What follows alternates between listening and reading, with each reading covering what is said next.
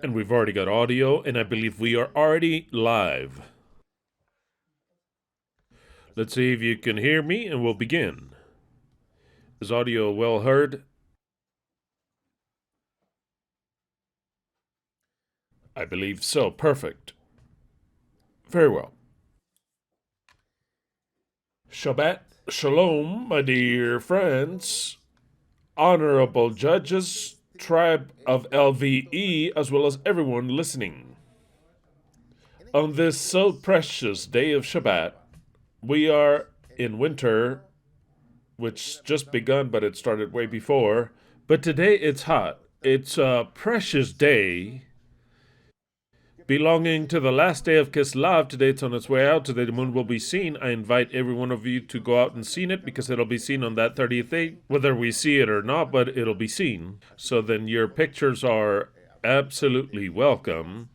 Last day of Kislev, or Kislve, of the year 5991 from creation. This belongs to the 24th of December of 2022 today, and for many of you, it's already Christmas, it's already Christmas Eve. And we shall study today Revelation 17, Part 10, Bethuwlah, Part 2. And from the get-go, I'll tell you that since we are preparing for Christmas, we've already started late, almost half hour late, and since it's a rather long subject and dense, and many of you are already celebrating or about to celebrate Christmas Eve, we're not going to develop the subject entirely, but a little bit. In the next part, we'll leave it for next Shabbat, which will be the last day of the year 2022, New Year's Eve, and we shall try to finish it next Shabbat. But today I want to make it a short subject. It's a very special day. It's a day of the greatest feast on this world. Yahweh makes us celebrate it in different ways with different names, but Christmas is Yahweh's most important feast. And for that reason, we shall give it its proper time. Today we are, at least, after this reunion, we'll do all the preparations to enjoy, but many of you are already about to enjoy. With the difference in hours, we close the calendar, we close the hours, so then you are listening, maybe, already, definitely, some of you are definitely overeating Christmas Eve already in the 25th day. So then, without any further ado, let us seek our Elohim. Beloved Yeshua, we give you thanks for this so precious day. We give you thanks because we can, and you have taught us to celebrate this feast that we're about to go into, and many have already gone into. We ask you that it may be a very special feast. We ask your blessing as a gift. We ask you really that we are before the end of the world, and we really wish to live with you, and we wish for this world to get to its end. We wish for Babylon to get to its end, and we wish for justice, rectitude, peace, and truth reign in our earth, and this is the most proper time. All this we thank you for.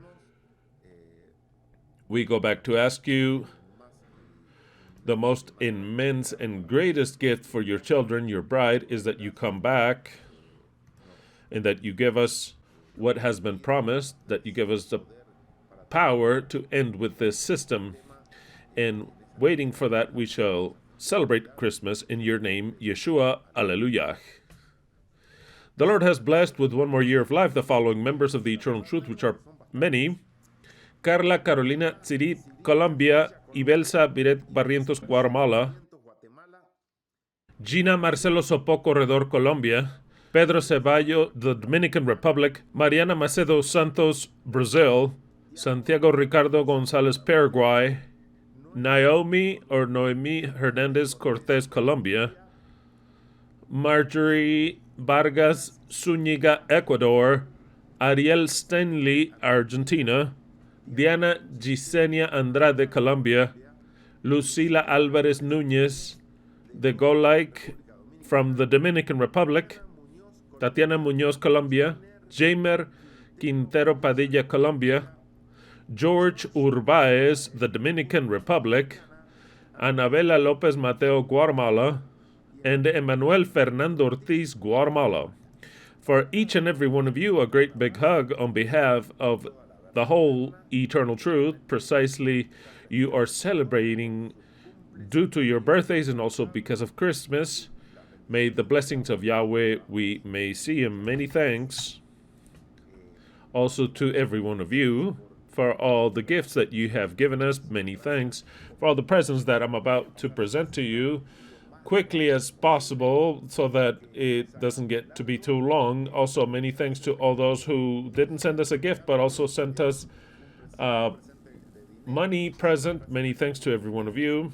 And we go to present the presents quickly, but first of all, I remind you that today, since I've already said it's Kislev 30th, last day of this month, the moon shall be seen given the beginning to the month of Tevet, the month number 10. When we have 4 months left for Jubilee, it seems to be eternal, and we are expecting what shall happen, whether it will happen or if it's another insanity of ours. We're in those expectatives brutally. So then remember to go out when the sun goes down. When we go into Christmas Eve, precisely, we also switch months. Put up your pictures of Merry Christmas and also the happy month of Tevet. This was Captain America, but it was Captain Argento. Leslie gave it to me. This Captain America Argento, it has the Argentinian shield. If you didn't see, it's got the Argentinian shield and switched nationality and comes to demand where is the Elohim of justice. Another one that is complaining, just like I like all the little characters here, where is the Elohim of justice? Okay, let's start this quickly. This gift is from Christian Perez, a namesake of mine, Christian Perez, and he gave us a set. A rather spectacular kitchen set. It's got plates, precious ones, bigger ones, smaller ones. Rather, they are all such a beauty. This collection, the brand is Mikasa, and they are rather precious. So we've got a bowl. Let me show you the bowl. Well, it's got plates. Just to mention, let me take out this plate. I hope it doesn't break, because they're all well kept in the box. These are the plates, and they come with bigger plates and smaller plates, all porcelain, of course, spectacular. Maybe you can't really appreciate them on video, but they are rather precious. Many, many things. Very well. Let us now put this away. This one's from Nila. Honor from London. Many thanks. All little cookies. Everyone's better than the next. Spectacular English teas. Different flavors. More cookies that we've been eating, of course. And another type of cookies. And maybe we've also got more things from her. Spectacular. Many, many thanks. Nila. And I've been taking these things out. Okay. This watch is from Francisco and Rosemary Exmon. It's rather spectacular for me, this watch. Rather precious from Michael Korns. Rather precious. Many, many thanks, Francisco and Rosemary. Let me put it away the way it goes in its box. Rather spectacular watch. Let me put this here. This one's for Brian, also from Francisco and Rosemary. It's a watch from Tommy Hilfiger. A spectacular Tommy Hilfiger watch for Brian. Precious. We've also got a watch also from Francisco and Rosemary. Oh, let me see here. This is for Leslie. Rather precious. It comes with 2 different wrists bracelets from Anne Klein. Now you're learning all the brands, right? They're all beans. Hilfiger, Klein. Rather spectacular. This one's for Leslie. And this one is from Francisco and Rosemary. I think this one is for Angie. No, this is for us. This is for us. It's an adornment of preserved flowers so they last, so they don't get ruined. Let me show it to you. Very delicately. This goes inside like this. It's an adornment, real flowers that are preserved in time, and it's got a little light. When it lights up, it illuminates, and it seems to be a spectacular jewel. There it is here. A spectacular jewel. Precious, many thanks. Many thanks, Francisco and Rosemary. There it goes. Let's protect it before making a mess. Very well, and I believe that there was something else for Angelina, but I can't see it now. I'll be passing these boxes over that I've presented already. Yeah, because or else we won't have place. This shirt, I was thinking about wearing it today, but I'll wear it for Christmas. It was sent to me by Josias and Graciela for me. It's an original, official Argentum precious rather shirt. Here you have it. Many, many thanks. Rather spectacular. This Argentinian shirt. Spectacular. This is from Nila also. It is more cookies. Another box of cookies, biscuits.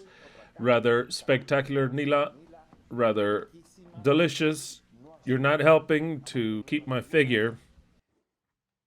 And this present is from Leslie. We have another Hulk. Another Hulk this time, a full-bodied one. Another Hulk. Another from my favorite character. Here we have another one. So this one was from Leslie from as a Hanukkah present. The other one, every Hanukkah we gave each other presents. This is from Leslie, one of them. Here's a brutal Hulk. Okay, moving on.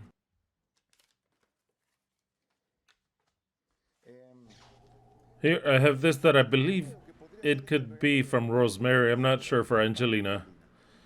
It's a set, a very, very nice set of shades, a makeup set. Let's see if they call it like that, but it's a professional palette. A professional palette, rather. Anastasia Berbergil. Very, very fine to beautify oneself. Where do I have this? Where do I have my jukebox? My jukebox? I asked you to bring me my jukebox. There it is. Let's present this one for the special today. It was today given to us from Ale. They said Ale, right? Or the entire lineage? The Martinez lineage. They said Ale. I've got different versions, so I don't know. Take it as you will. And it's a jukebox. Jukebox is a jukebox. Santa Claus. And it's 6 different versions. Techno, modern versions.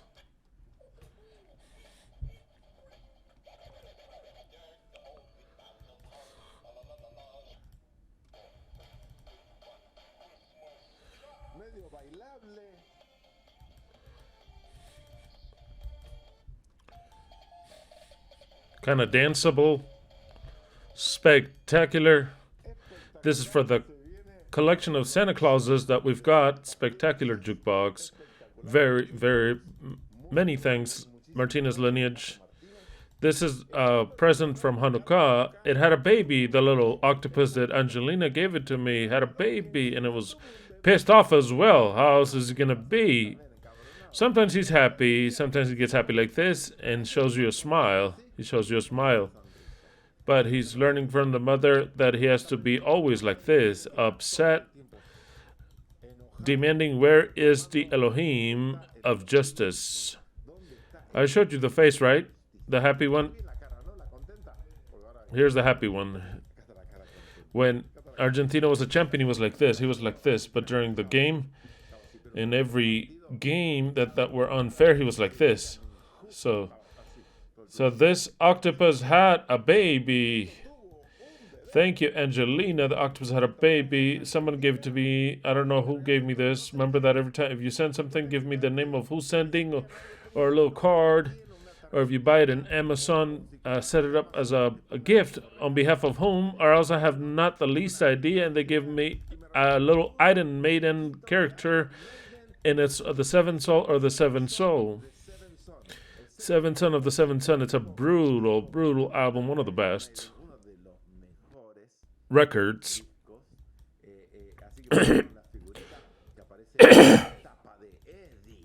So then they sent me the little figurines that are along with Edding the Seventh Son of the Seventh Son. I don't know who gave them to me, whoever you are. Many thanks to you. And here we move on. We continue. I'm going to wrap this up real quick. This is from Daniel, Donna, Jenny, and Jenny, Donna, and lineage. And also the mother-in-law and the mother-in-law. A whole bunch of things like to eat, like these spicy bananas. Sent us a tequila, a Jose Cuervo traditional, crystalline spectacular. I had not seen this edition or in here. I think this comes from Mexico only. Wow. This was sent to us that we haven't opened it. That kind of like pecan candy. We have some other peanut candies, and also something to put on our wall. It says for Christians, it says Shemah Israel, YHWH Eloheinu, YHWH Ekhad.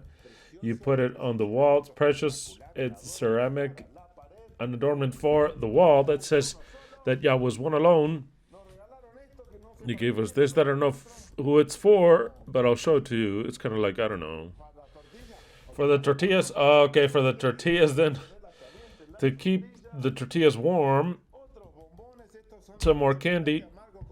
These are bitter chocolates with tequila, some more candy.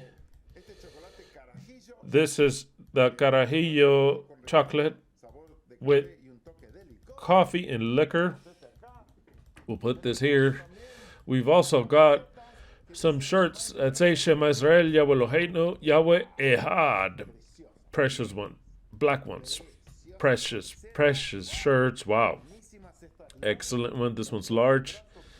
It's only for one arm. If it's for me, I am extra large. No matter if I lose weight, the shoulders, the muscles, another interest. It has to be extra. If I was too skinny, I'd be extra large. If I was very skinny, from the way I am extra large. 2X. Like a 2X movie. I am 2XL. What is this one? Oh, this is 2X. Yeah, this is good. Or else it won't enter through the shoulders. This one's spectacular. This one's for me. Another one for Leslie. And I think that we've got another one for Brian, one for Angelina. There it is. This one, what is it? Large. Oh, this is a woman's one. Because of the way it's cut. Okay, spectacular. So then the other large one was for Brian. Okay, it's for you, Brian, for now, because he's still growing in his shoulders. And the other one's for Angelina and Leslie. Spectacular ones. Many thanks. And more things that we've got here. More things that maybe I cannot see them. Let's see what we've got. I don't know what this is. You're going to have to tell me. This is kind of like a candy bar, that we call these turrón in Spanish, which tastes like almonds and other things. It's spectacular. And I haven't forgotten anything else. I think that everything is left. If I forgot something, I thank you either way. Spectacular. Now we move on to the next one. What is this? Let's see, who's this for? Can't remember who it's for. Leslie, tell me who's this for. This one for me. This one's for me. What's it for? From Abigail and Rubicel. The Matrix. This one's for me. We've got Neo and Trinity. The Neo Messiah, the new Messiah, spectacular, spectacular, many thanks. Oh, my pencil fell. Many thanks.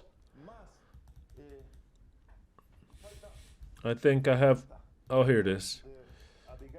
From Abigail and Rubicel, yes, from Abigail and Rubicel. Some candles for the home. They're all candles, spectacular, with an intense, precious aroma. Different ones, each one. Many thanks. This one, I think it's for Leslie or for Brian. I don't know. Because of the size, it's for Brian. The Incredible Hulk is for Brian.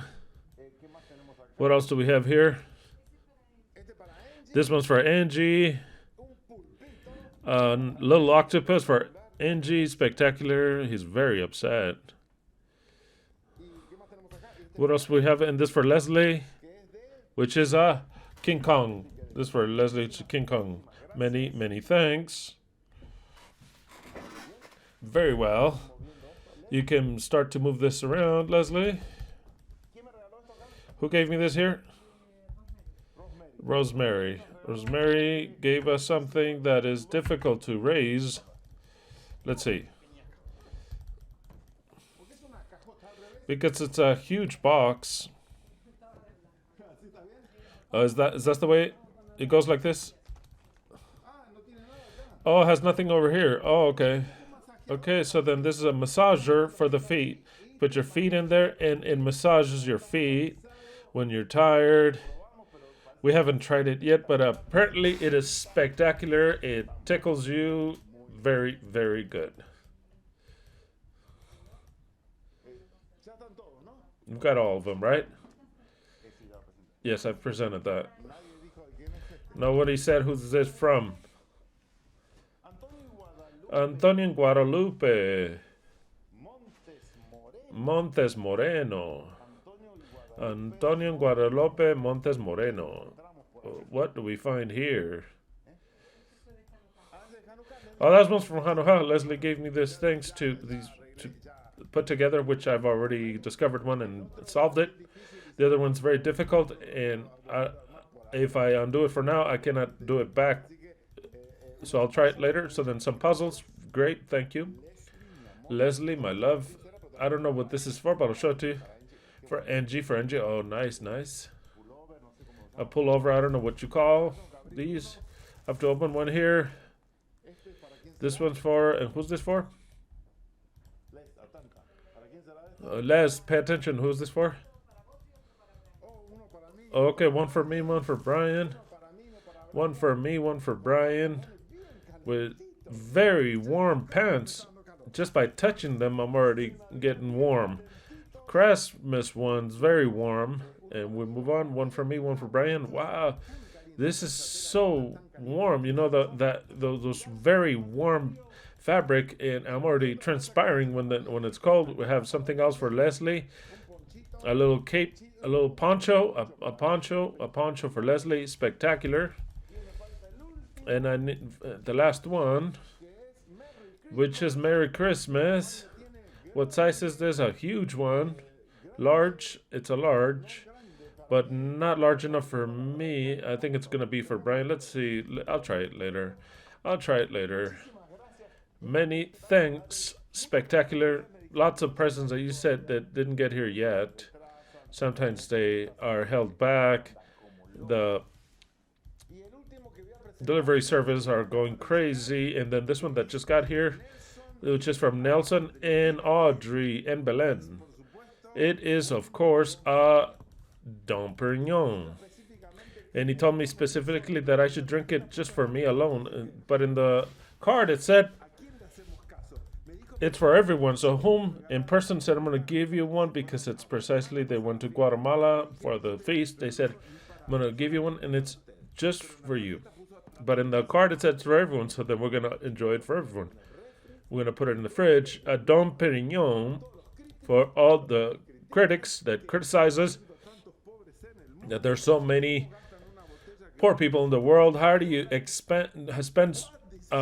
$500 on a bottle. What? Yeah, that's how one is. You could sell it and give it to the poor. I know. No, the poor are we, and we're gonna drink it, and then I'll give it to the poor. I'll promise to you. I'll promise you. I'll promise you. So then this is already to go to the fridge. Don't kick it.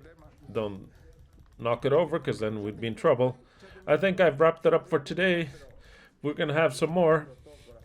But I thank you either way. That really, the effort and the desire and the love with which you send us these things, we thank you for these deeply, and you'll be absolutely someday rewarded greatly. Very well. Today is Christmas, when the Son of Man was conceived. How incredible what we understand now. But before speaking about Revelation 12, let us take some time for the prophecy of Argentina that was fulfilled. And it was fulfilled in a way that's a little different, but now that the roll has been opened, we can understand it. I could perceive it as a possible sign or prophecy, but I had understood that the game against France in the final represented already the last battle against Babylon. But it isn't so. During the game, I understood that the final with Argentina represents precisely our walk as the eternal truth. It is really something that's spectacular, and now we can understand it even better. So many symbols together in that game. For many, and I believe, but for me too, it has been the best final in history. Of all the finals that there's ever been in the World Cups, it was the best one of them all. Obviously, the Frenchmen are in disagreement. The Frenchmen, the Spaniards, that they don't want to see us as champions, and many other groups that the Netherlands, they also don't agree. They also don't agree in the 78 Argentina 3, Netherlands 1. They're not in agreement. That was another spectacular final, but this one was crazy. It was insane. I thought that it represented the Jubilee. I think it represented the last part of the Jubilee, that we're going to fight with the beast and we were going to win by long shot. But I said, no, I forgot something, that we were born to suffer. That is what I forgot. We have been born to suffer before entering into the glory. And as long as you suffer it the most, if it gets to a good term, that which is bad, it becomes even better, because you suffer what you suffered, you value it even more. What is difficult, you'll delight in it more. What costs you. This final represents our history. That's unfair, suffering, heart attacking, insane, entirely uncertain. That is what happens. We are now in an uncertain time. We had the judgment. We didn't see anything except that with time we've seen that the power of the beast has declined over the people. We declared the Jubilee. We didn't see anything. So then we have been living in uncertainty, and that has been something, a seal for us. We live in uncertainty. Filled with drama. All our lives has been drama. The story of the eternal truth has been drama. How, just like that game should have ended at 90 minutes. If you are a soccer player or not, but you have seen the game in an objective way, in a real manner, that game should have ended at 90 minutes. With a great advantage for Argentina. If in the first time Argentina would score 2 more goals, 5, who would say anything? If the only one who would get to the goal was Argentina. France should not even be able to get there, and wouldn't get there. Argentina on a permanent basis would get to the goal if Yahweh would have won it. If the players would have had a better aim and a lot more luck, 5 goals and no one would say a thing during the first time. 1 more, at least 3. But the story was to suffer. We had to suffer. you get excited, and then you get a cold bucket of water that you get a heart attack. Unfair. But what happened for us, just like the story of the eternal truth, at 70 years, the game should have ended because the prophecy said when the 70 are up, then Babylon will get to its end. Babylon will be destroyed. Were the 70 fulfilled in 2018? But was it not the time was over? We should have won there. Babylon should have been destroyed 70 years, and it's over. What happened? We entered into the extra time, overtime of Babylon that was not deserved. Babylon should have ended in 2018, 70 years, said the prophecy. But no, 70 years is the game, 90 minutes, 70 years. What do we enter into? Some added time, 5 more years. We were given 5 more years. 2019, 2020, 2021, 2022, 2023. And not even during the time that is by rule did we win. Because once again, another goal from Argentina. And when you least expected it, once again, the Frenchman would tie it. Once again, the Frenchman would tie it up 3-3. What would take us, not in a time of definition, but we would go to the penalty shots. The last play of France, every time I see it over, because I saw it many times, I think that it would enter. When I saw it for the first time, I was in front of the TV, and when the ball comes out from the half field and goes through the Frenchman, and all the Argentinian defense are all in a bad standing, and only one French goes in front of the Argentinian goalkeeper. That was easier to make it than to miss it, because he was alone with a dominated ball with space between the goalkeeper and the goalpost and everything available, and there was nobody there. He was alone to define it, and in my mind, I saw the goal. I saw it. We didn't have the time was up already. The time that it was added was already up. We were in extra time of the time added. What happened? The goalkeeper saved it, and more than miraculously, he saved it in the whole World Cup, of the whole championship. Because if France would make that one, they would win everything. Alone, it was easier for him to make it than to miss it. And the goalkeeper became huge. He grew. The Frenchman, Yahweh closed the goalkeeper and said, "No, you're not going to make this." And Divo Martinez launched himself, and with his leg, he takes out the ball. Wow, that every time I see it, I said, well, it'll go in this time. It'll go in this time because it can't not close this ball.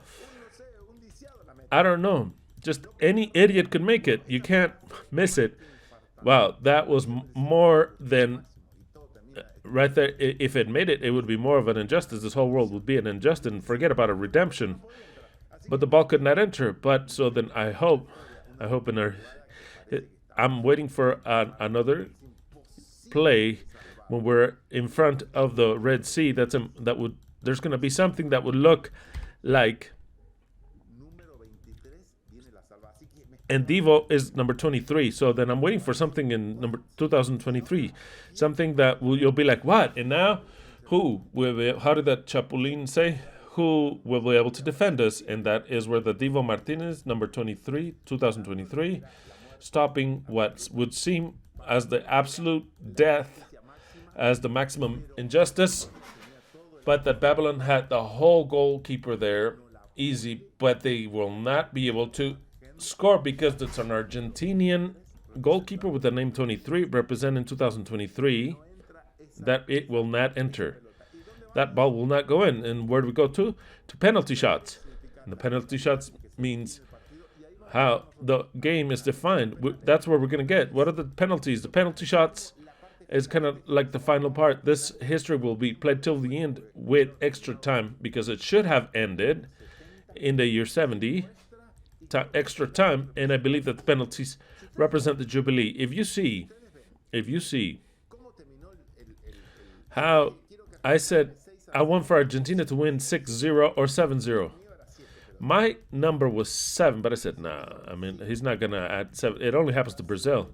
To Brazil, to Germany, they get. But Argentina, by scoring 7, has to be a miracle of Yahweh, because once you score 4, you stop attacking.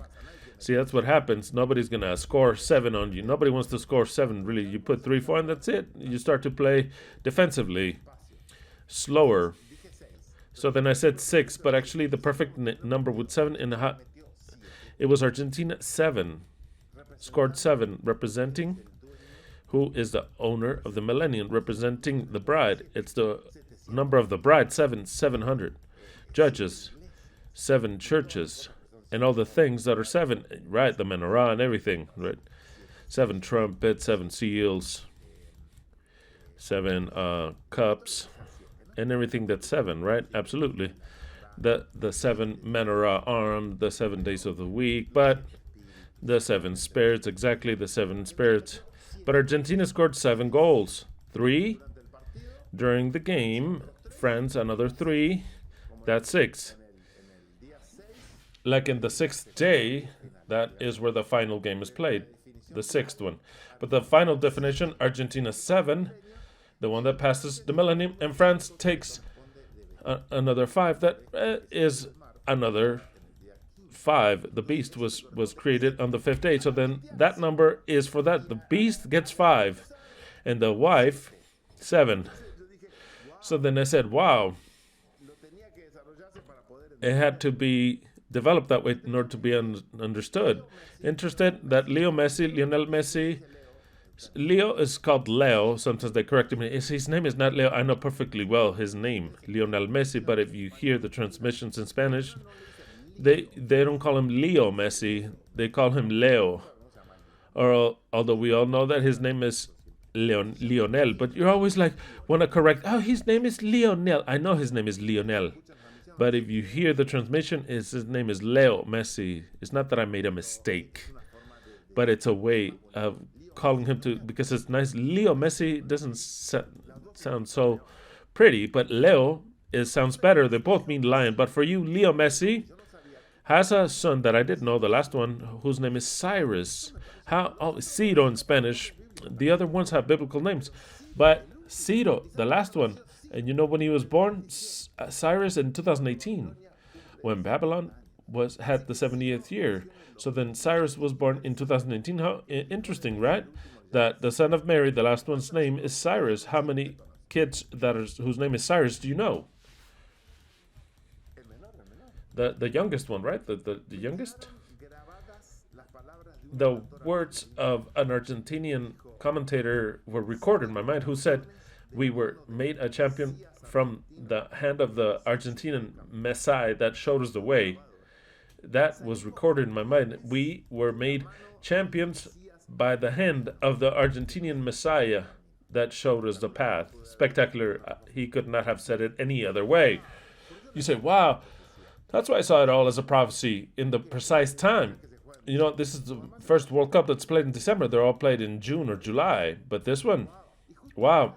And precisely now, at the end, at the edge that we are in the Jubilee, and of everything we've lived through, to get to the glory, you have to know how to suffer and to wait until the end. To suffer like a son of a bitch, like a prisoner of war, just like a goat that has its neck cut off. They could not. These sons of bitches to tie the game. Oh, but they were so Mbappe. We're all sad. And we know what type of a girlfriend Mbappe has. They're had 3 goals, this guy. He was transfixed because he lost 3 goals in the game, and then 1 in penalty, 4. 3 goals during the game and 1 in the penalties, 4, and then to lose. Wow, how bitter is that? I mean, that bitterness. How many goals did you score? 3 and 4. And did you win? No, I lost. I lost. Wow. Wow, that's what's going to happen to Babylon exactly. To the trends of Babylon. Babylon's pretty trendy. To get to the glory, you have to know how to suffer and wait till the end. Why? Because the Bible says, he that waiteth and gets to, he that waits and gets to, but I'm talking about getting to, with the very last breath, if you wait and get to 1335, that's where you get the penalty shots. Notice that we had to suffer, we had to wait, and barely then it would get to the end. He that waiteth and gets to. Argentina, I would see it as a goat that had been kind of as if he had been wounded, that suffered like a prisoner of war. When it seemed like we had won everything, we had to restart. When we saw that everything was already fulfilled, we had to restart. Everything was fulfilled. 70 years then once again to start, and it was not fulfilled. It's kind of like Babylon tied us. We had to start again. When's this going to be fulfilled? That is our story. To live in complete uncertainty. And just like now, we're in the game. That game represents us. We're in uncertainty and still nothing is said. And we're still going to have another game that would seem almost, Babylon would try to annihilate us. So then, but we've got a good goalkeeper, Divo Martinez. That stops what would already be the defeat against Argentina. It's like when Moses opened the Red Sea. He was already trapped, and now what are we going to do? And that's where number 23 shows up. So then the Savior of us comes in number 23. Number 23, the 23rd jersey. It's all prophetic. It was all prophetic. But we have to continue to advance and battling against all pronostications. While I was watching the game, Matthew 24:13, but he that persevered till the end, these words would resound till the end. Argentina had to persevere to the end.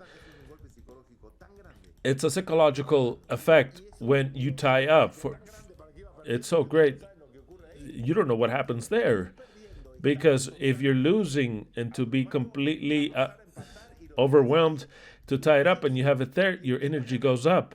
And the one that was winning goes down completely. Wow, that's why 2-0 it's the most dangerous result.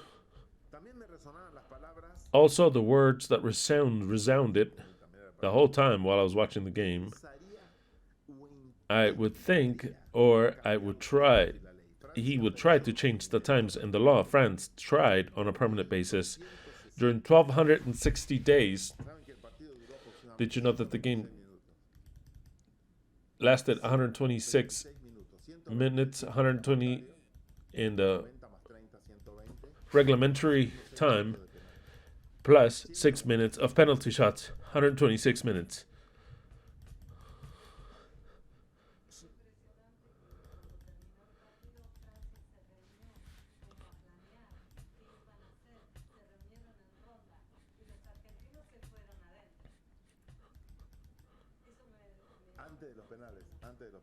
Right before the penalty shots, France got together, as Leslie tells us, they got together to see what they would do, and it was very impressive.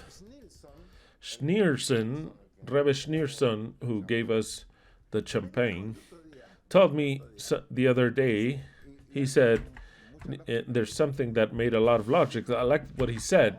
He said, now that the King Maradona died, he gives way to the Mashiach, or the Messiah, to be champions, and it was fulfilled till Maradona had to die in order for Messi to be the king. As long as Maradona was alive, the people would recognize Maradona as the king. When Messi did everything that's better than Maradona, not speak about Maradona's life. Maradona had a filthy life, his personal life. I'm not even going to tell you, because if I tell you, you already start hating the guy. But on a football manner, the talent that he got was immense. That of Maradona's immense. But he could not develop even more due to his temperament and character. It did not allow him to develop it even more, because he was a bad guy, really. Maradona was a bad guy. But with a character that's absolutely, huge, compared to, of a different level that we don't have as regular humans. Well, Messi has the best talent, the same talent, but with an orderly life, with a wife, with 3 children, with no scandals of any type, working always. He always got a lot more goals, a lot more assists for goals, a lot more titles of everything. And those what they would criticize, Maradona had a World Cup and Messi didn't. It's never going to be compared. Now all the mouths are shut, and the only absolute king there is Messi, the Messiah. Even though we thank Maradona for everything he did, he was no Messiah. He was a complete disaster as a person. And the other one, who's a king, brutal king, and we recognize him as Pelé. And he is already on his last breath. Another prophecy that will be fulfilled, which the eternal truth has said it before the end. King Pelé has to be put to rest. He did all the goals that he did, a magnificent player. As a person, I don't know, but as a player, magnificent. But as a prophecy that's in the Torah, it says that when in the days of Peleg, when the days of Peleg are up, the earth would be divided, and it would be divided by the wife. So then, the king is in his last breath today, tomorrow, this week, but he's on his way out. He's on his way out, and then he'll be resurrected, King Peleg. He will be resurrected, seeing who the new king is, who is Messi. Already with that, he can rest well. He can have sweet dreams. Oh, King Peleg.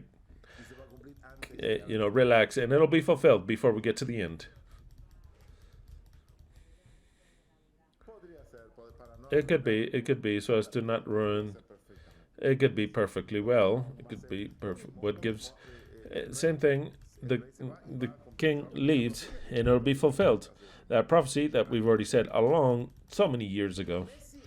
Messi is the GOAT. GOAT is the greatest of all time. The greatest of all time. And they gave him the GOAT reward. What does that mean? It's a he-goat. Notice the Messiah is a he-goat. Marvelous, absolutely marvelous. Precisely greatest of all time.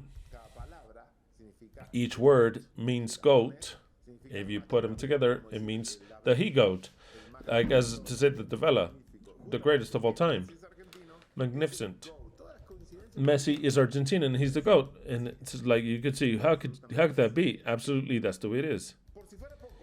And if that weren't enough, they put a black cape over him with a golden lining, as you have never seen in soccer, that black cape.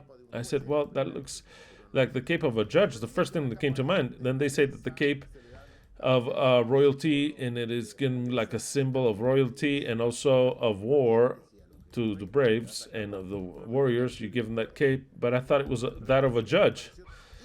To the King Messiah, I thought it was incredible, absolutely incredible. Argentina is made champion on the first day of Hanukkah as a present of Yahweh that gives us to all of us. First day of Hanukkah, Argentina is made champion. 2 years ago, in 2020, the first day of Hanukkah was the Hanukkah approved. The Hanukkah was approved. 2 years ago, the first day, 2020, the arrows are approved. Hanukkah. 2 years later, in the first day of Hanukkah, 2 years later, as a present to the world, and Hanukkah, here's the Hanukkah, and wear it. We'll give you many of these.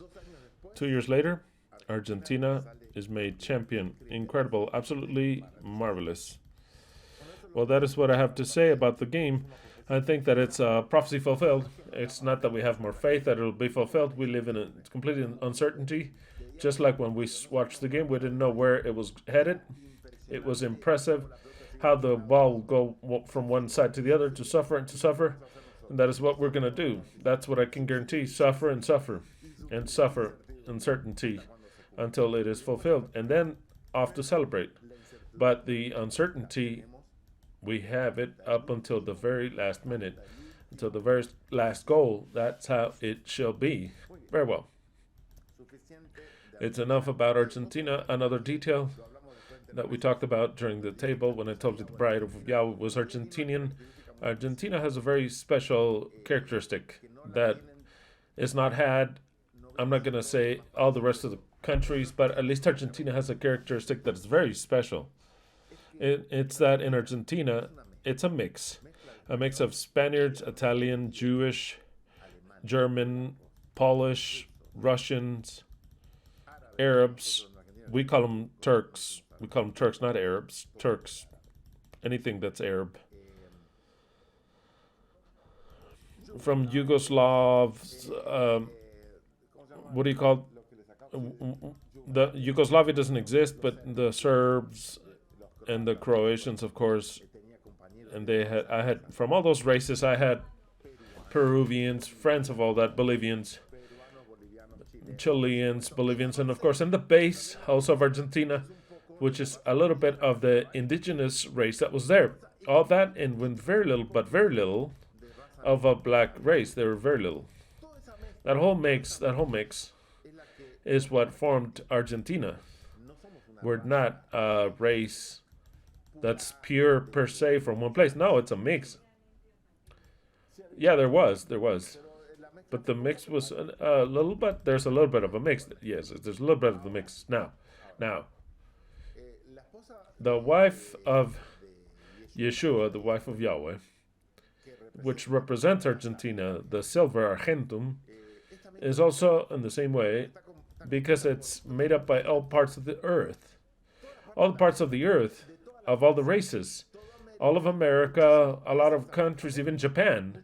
Many countries, and that is what gives it that such a precious, such a nice color with an Argentinian essence, with all the colors that are proper of all the countries where we get that mix. Do you understand what I'm saying?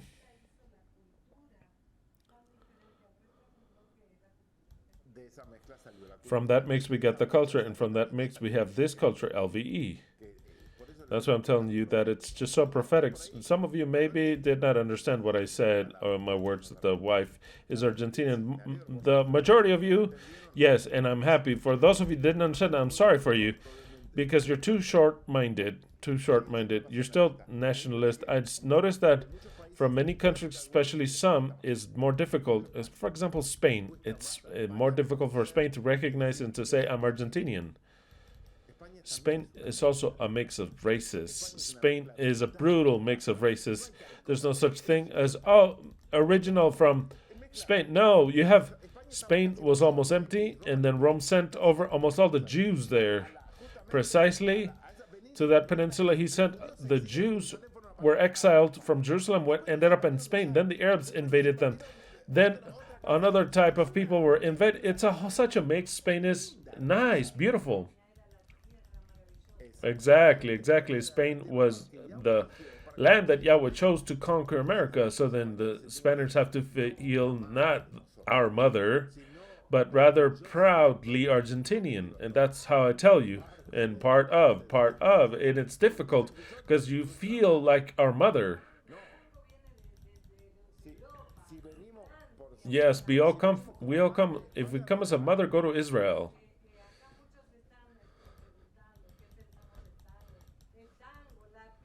People are asking about what we think about tango, the pizza, and everything, all the culture. We grabbed all that and we made it better. Tell you the truth, everything has improved. The Argentinian pizza is way better than the Spanish one, 1,000 times better than the Italian. Tell the truth. All the Argentinian empanadas, which are Spanish, we made them even better, just like that, completely. Paella, everything. We made everything better. And I'm still bothering all the Spaniards and all the rest. Okay, I'm not stopping. From Argentina, we grab the mix from everything. We improve it. We get a superior product. Exactly, absolutely. And to top it off, the kings of soccer taking that out. Okay, very well.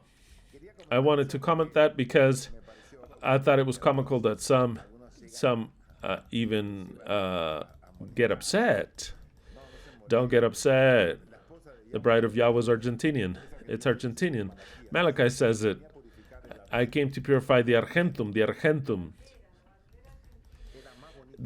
Argentinian flag has not a red color. It's the most beautiful one. It's like looking at heaven. It's the celestial one.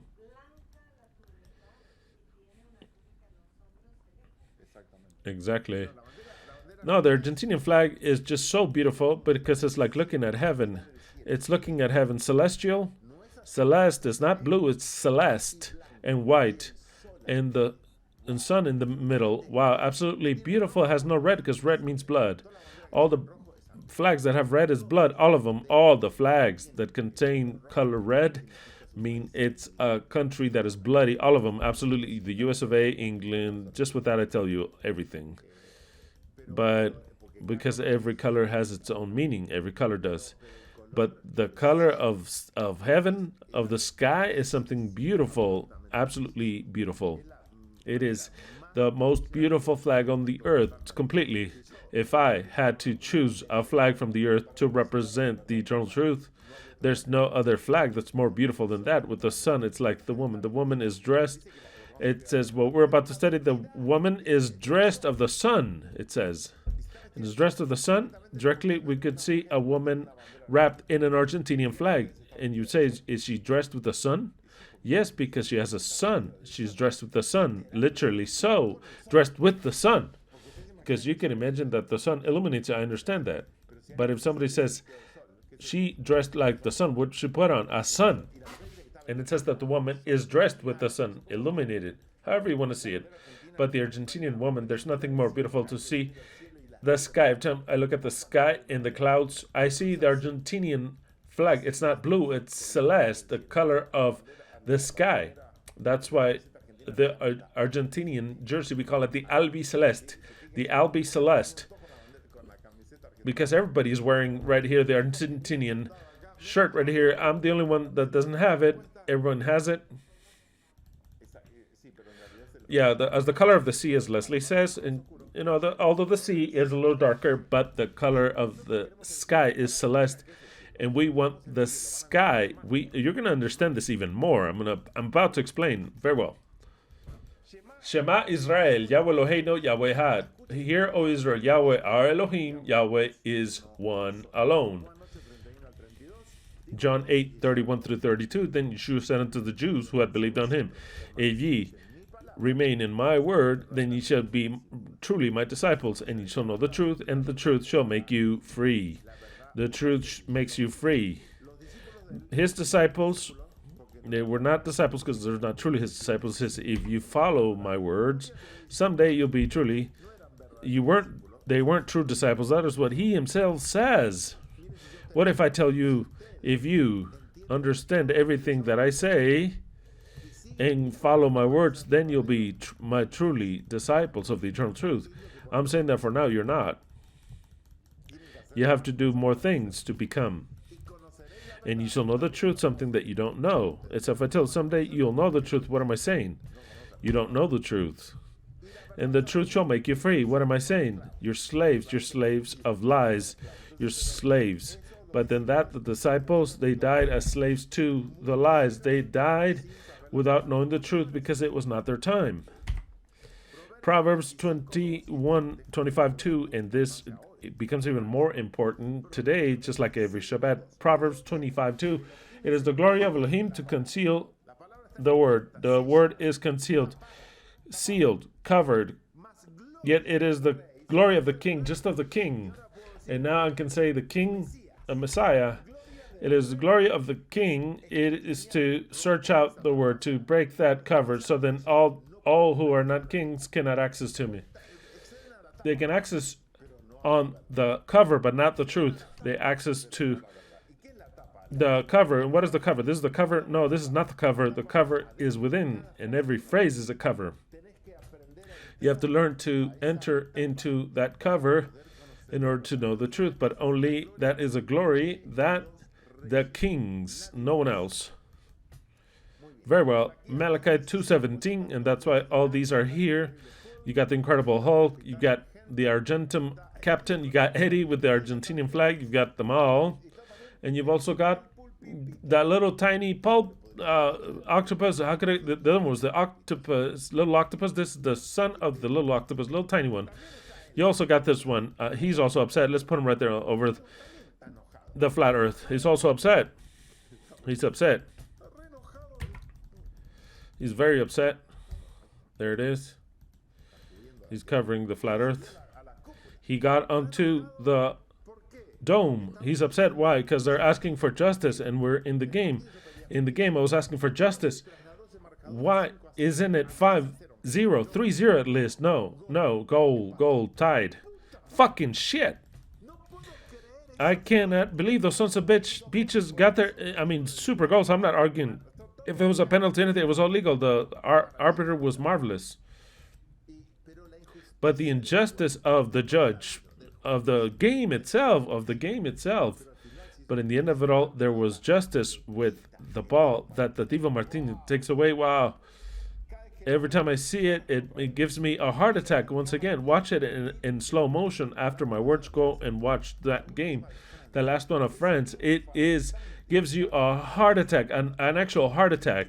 And possibly so, we may have it in some time, a little from now, but you already know the goalkeeper stops it. You already know it. In the year 2023, his number was 23 on his jersey. So then, we are in Malachi 2:17. Ye have wearied Yahweh with your words. And ye say, wherein have we wearied him? In that ye say, whoever doth evil pleaseth Yahweh, and in such he findeth his delight. Or else, where is the Elohim of justice? Well, all that, I repeated it to myself during the game. If it had been really a game with justice, Argentina would win 4-0, 5-1, say, just like that. And then the game. But no, we had to tie. We had to suffer. We went back, and once again, they tied us. And then they almost beat us, and we go to the penalty shots. Wow, brutal. And once again, in the penalty shots, Divo Martinez stopped one, and one went out. Wow. Impressive. Absolutely impressive. Very well. So then all these people here, we are with them. With everything, demanding, where is the Elohim of justice? Very well. Now we go to the invitational text. A brutal text, rather, that says, Revelation 12:10, in the book of the people of God. And I heard a potent voice that resounded in heaven.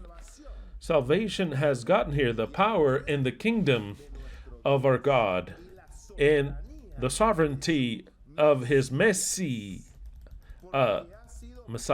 because the accuser of our brothers has been the one that accused them day and night before our God.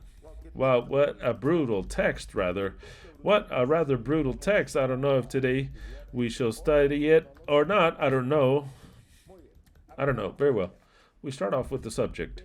Bethuwlah, part 2. The sign in heaven. On September 23rd of the year 2017, we saw how Bethuwlah gave birth to, what did we say it was Jupiter? Gave birth to Jupiter. During 9 months, Jupiter was in the womb of Bethuwlah, or Virgo, the constellation in the sky. Or Virgo turning around, going around 9 months. During that opportunity in all the history of the world, there were 2 stars over the head of Virgo, or Bethuwlah, or the Virgin. And Jupiter was above, entered into the uterus, and stayed 9 months exactly. And on the 23rd of September, on the sign that we saw in the sky, gave birth to Jupiter, the sign. This precisely, we saw it, we lived it, we tried to understand it, we saw it as a sign, but not even there did we understand who was the Son of Man that was about to be born. We didn't understand it there. Not even there, we didn't understand it. And from this moment on, we're going to give you, at least from this first part on, we're going to give you our Christmas present to every one of you. This is the interpretation, at least at the beginning thereof, the interpretation, the only one, that has no equal. Discovering the part that is concealed, which only it is for King, for you, of Revelation 2. And this I will do it and give it as Messi would, dribbling the ball with no equal against the rivals, the defense, the balls to introduce the ball in the goalkeeper, kissing the net of truth and eternity, making you dream, just like when you see something extraordinary and you see how he dribbles and how he plays, making you dream, fly, rejoice, laugh, and cry with emotion. This is the golden seal to close this year with, which I'll divide in two parts. Where we are feeding from to be the champions of the world for all eternity. Here is for you, for every one of you, the story and interpretation of Revelation chapter 12. Bethuwlah, the sign in the sky. Very well.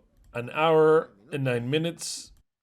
How beautiful is the shield of Captain Argentum there. It's excellent, the shield of Captain Argentum. Let me see before starting to dribble the scripture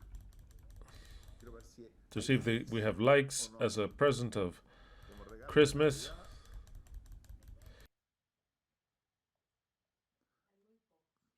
There's very little likes. Okay, this one's out. Okay, we've got 222 likes. If somebody forgot to give us a like on the video, now is your chance of adding a like. Maybe you were watching and listening and you forgot to give us your like. And some of you have subscribing, hitting the bell. Very well. It's going up, impressively so. It's going up spectacularly. And I don't want to take up too much of your time. Today is Christmas. It's a day of joy and of happiness. Revelation chapter 12. The first thing I'm going to do is read it with cover and all the way it is. And there appeared a great wonder in heaven, a woman clothed with the sun, and the moon under her feet, and upon her head a crown of 12 stars. And being with child, she would cry out with pains of travailing birth.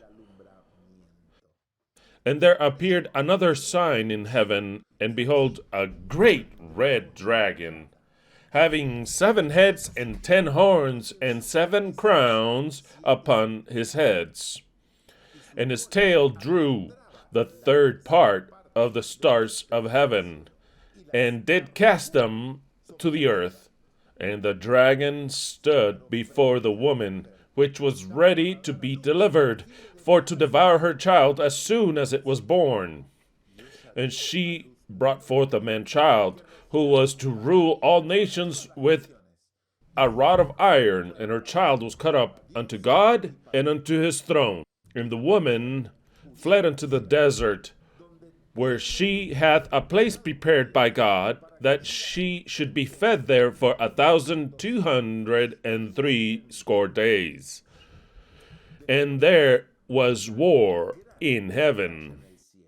Michael and his angels fought against the dragon, and the dragon fought and his angels, and prevailed not. Neither was their place found any more in heaven. And the great dragon was cast out, the old serpent, called the devil and Satan, which deceiveth the whole world. He was cast out to the earth, and his angels were cast out with him. And then I heard a loud voice saying in heaven, Now is come salvation and strength, and the kingdom of our God, and the power of his Christ, his Mashiach, his Messiah.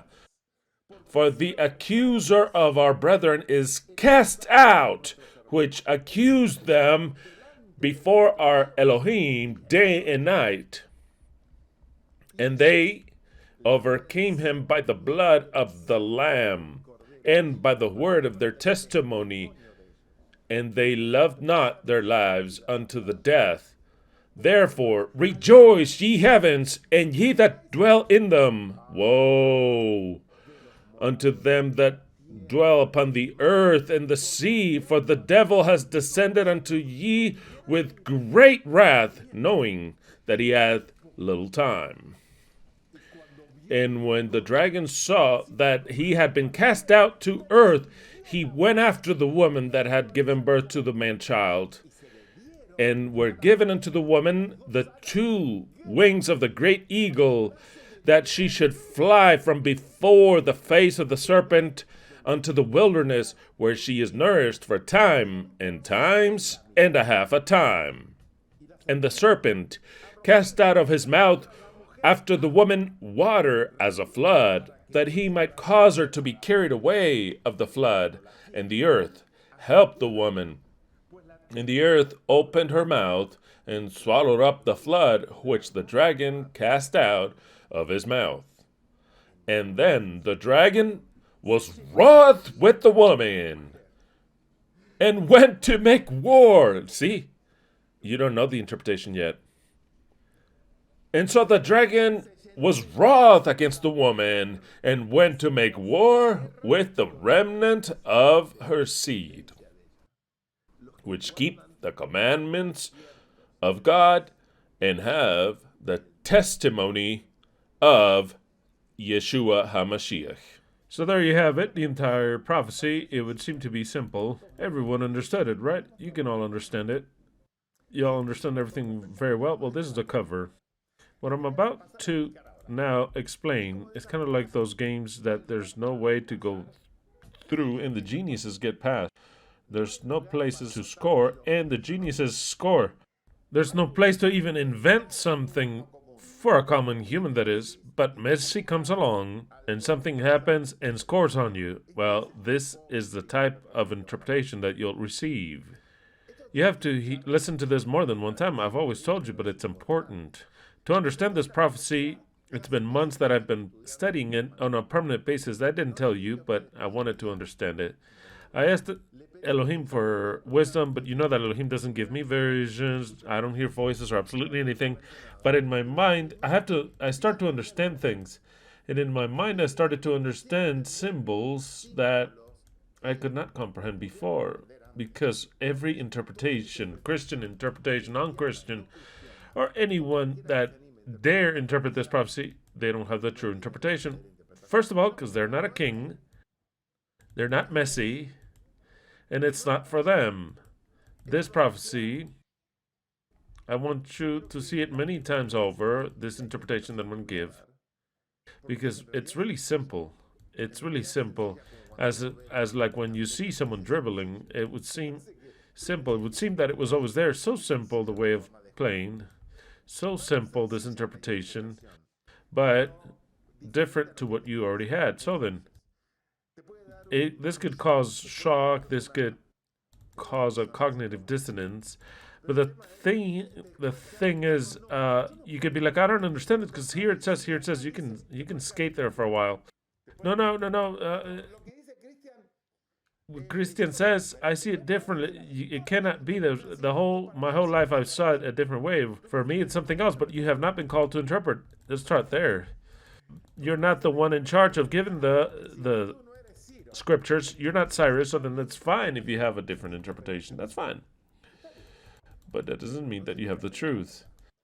But afterwards, it means that it'll be difficult what I'm about to teach you today. But this is my best version. Version Christmas 2022. My best version. Maybe next year I'll change it. I don't know. But right now in my mind, it's exactly what I believe. What I'm about to teach you, and I don't see anything else. After months of studying this prophecy, months studying it, every day to read it and read it and read it and read it in every different version, every single word after another. That is when, after some time, but this one, he did answer me. The light has been made, and this is the light. Revelation 12, chapter 1, and there appeared in heaven a great sign. A woman clothed with the sun. Actually, it says a virgin. With the moon under her feet. Well, It says virgin, but actually it really says virgin. But translated as a woman, that's fine. A woman clothed with the sun, with moon under her feet, because you think, how could she be a virgin and she's going to give birth? She is not a virgin at all. But it's an example, just like Mary's kind of, it's a conception not of a human being, but a divine one. That is the point. The point is that she's a virgin, but she's going to give birth to something that a man, a human, did not touch her, but it's actually a divine product which she's going to give birth to. That's what's interesting. And so you understand, and we're already starting the interpretation. With the moon under her feet, and over her head a crown of 12 stars. And this is my interpretation. A great sign in heaven. John sees a sign in heaven. We know that revelation is made for his wife and for no one else. Because if you understand that there's only one Elohim, the way revelation starts, this is the revelation of God, of Yeshua that God gave him. We know that there's not a Jesus, a God. So then that Yeshua, which is the salvation, represents his wife. So then that revelation, wrongly said, but actually develation, just so you understand, this great information revealed by God to Yeshua.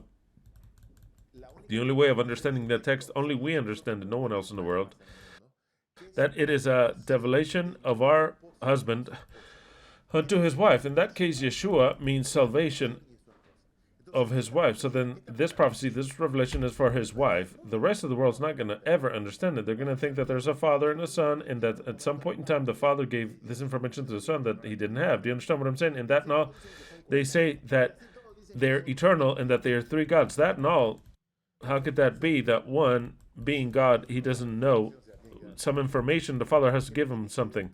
That the father has to, Jesus, I'm going to tell you what will happen in the future. But father, wasn't that, am I not God? No, you don't know anything. If you're an ignorant fool, you don't know what's going to happen in the future. You don't know.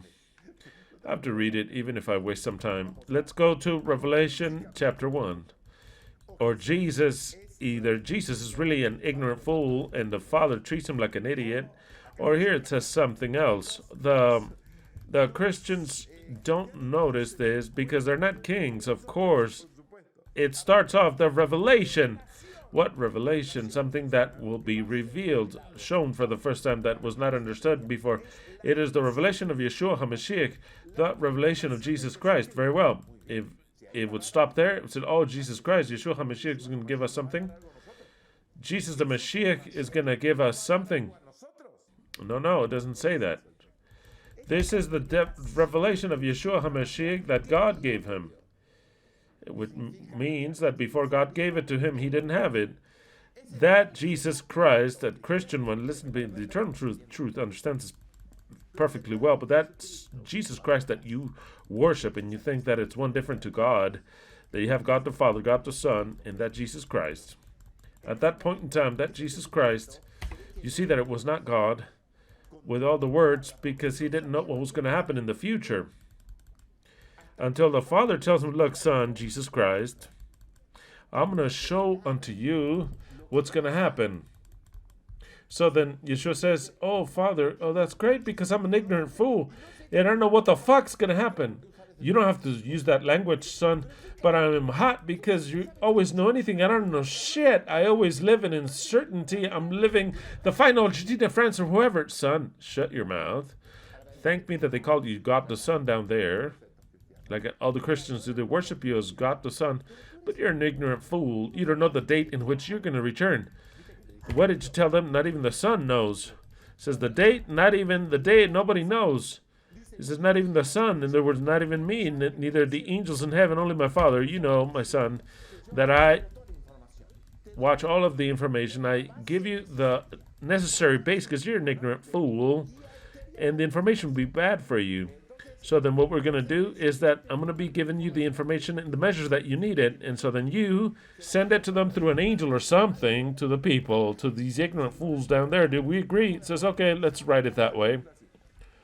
This is the revelation of Jesus Christ that God gave him to manifest on to his servants the things that should happen soon. and declared them, sending them through his angel unto his servant John. There you have it. It's more than clear. God knows everything. Jesus doesn't know shit. God has to reveal unto Jesus, look, Jesus, the end will be this way. How's it going to be, Dad? I'm going to tell you in this chapter. Read the chapter, learn it, give it to an angel, and for that angel to give it to that piece of shit servant, that servant John. And that servant John's going to write it, and all the Christians, idiots, dumb shits are going to read it, and they're going to think whatever they want to think. But nobody's going to understand anything. That is clear. Now, when the kings read this, they say, wow, this is the revelation of the bride, because we are the salvation of the anointed. The Messiah are we. So then this is the information is for us that we really don't know shit. Tell the truth, that we live in uncertainty, that God, our Father and husband, but he has not made us to his level yet. He has not anointed us to his level. So then we have to sit on the bench until he gives us whatever he wants to give us. So then this is the revelation unto his wife that God gives him. So then revelation is not understood by anyone except for his bride, because it's information for his wife. You already know this, but I had to present that because of the noobs. It's already ministered, but as a Christmas present for the noobs. Already with that insanity, just something crazy to start off with that, you already know that whatever interpretation of revelation of the Christians, or even your own, is not true. So then we start. A great sign in heaven. John sees a sign in heaven. This sign is for us and for no one else. When was the sign? This was fulfilled, I'm saying recently, so in 2017. And why in 2017? Because we had to see, and Yahweh make sure that this sign would be concealed, because this whole prophecy is based in the beginning of this sign. None of this prophecy has ever been fulfilled. It starts when there was going to be a sign in heaven, the same that John saw, the constellation of Virgo, with 12 stars in her head, something that she never has it, every now and then, but she's not pregnant. So then this time it would be an entire sign, Virgo, with 12 stars, and pregnant with Jupiter for 9 months, exact months. And when the 9 months would be up, she would give birth to Jupiter. That was fulfilled for us. So then this prophecy begins, Revelation chapter 12 begins in the year 2017, and it starts for us because this is a relation for the wife, for no one else. No one else! Who else understands this? They understand it in their way, and they understand whatever and anything. This prophecy started to be fulfilled for us as a preamble of the 70 years. In the year 2018, Babylon fulfilled 70 years, but before she fulfilled 70 years, Yahweh was already preparing his Messiah that will destroy Babylon. Woman. Everyone believes, I already said what the world believes, but I had to say the whole world believes that woman is Israel. In the time of Yeshua, this is absolutely impossible. It has nothing to do with the text, and it is not. If you don't understand that this revelation is for the wife, then it is clear that you're going to understand that woman is Israel, and that child that's going to be born is Yeshua. The woman is Israel, yes. Not of 2,000 years ago. The woman is Israel, the true one. What Yahweh calls his wife is Israelite wife, but it's in exile. It is the silver bride, the argentum bride, LVE. This prophecy was fulfilled in LVE. When LVE was formed, we got up to seeing the sign, and in the uncertainty that we live up until today, we advance by faith, and we advance according to what her husband wants to give his Messiah, little by little, just little by little. The revelation is like little by little. It is the revelation that Yahweh gives Jesus Christ. Who's Jesus Christ? It is the wife, the Messiah, the Son of Man. Dressed with the sun. Of that we could interpret whatever. We could say she's illuminated by instruction because the sun represents Yahweh. If we want to see it that way, if we want to see it as illuminated, but if it says that she's dressed, she could be directly with an Argentinian jersey with the sun. That's it, it's over. Who could say it's not? If John sees a woman with an Argentinian jersey and with the sun, because it's a tiny sun, but maybe she's clothed with an Argentinian flag, and John says that woman is clothed in a clothing of the sun. Why? Because there's a sun. I've already explained it, and it's clear. It says a woman dressed with the sun. A woman dressed because the sun cannot clothe you. Let's start with that. The sun, if you are naked next to the sun, who could say that you are clothed by the sun? Or just dressed with the sun? I'll say if it really clothes you. The sun can illuminate you, but it's not going to clothe you. We do agree with that, right? I never saw sun clothing. It illuminates you. Darkness dresses you more because it covers you. I could be covered with darkness. I don't know shit, right? We do agree, right? But dressed with the sun, no, the sun illuminates you and shows you even the last pimple, even the places where the sun don't shine. That it'll show you. But if you're taking the sun, you could say that the chicks that go and take sun baths at the beach, are they dressed? Unless this is pornographic and saying that she is naked and she's dressed with the sun, she has no clothing. Says the sun is hitting her skin. It's not saying that he sees, in my point of view, he sees that woman has a sun on her clothing. Do you understand that? How many times did you think it? I told you last Shabbat, but you could never even imagine it. He has. You see, this one's dressed with the sun. Look, he's got a shield with the sun. We do agree, right? This guy, Captain Argentum, has a shield dressed with the sun. How is that shield? Dressed with the sun. Dressed with the sun. Can somebody say the contrary? No one can say the contrary. I know that you imagined that she was illuminated by the sun, but that's not what the text says. The text says dressed with the sun cannot dress you. And if you, in your wildest imagination, you think that he sees her so shiny that in her shiny, he cannot see her body, that you cannot say she's dressed by the sun. She has her own light. She's dressed with the sun, exactly as Leslie says, with flowers. She's dressed with flowers. She's dressed with animals. I was going to say something well, I'll say it. She was dressed as a bitch, as a whore, because of the whore. I could say that, right? How is she dressed? She's not naked. She has a mini skirt. She has certain makeup. She's trying to sell stuff, right? We do agree. Okay, so then, if it's a woman dressed with the sun, it does not mean that the sun is illuminating her. What it means is that in her clothing, there is a sun. Very well.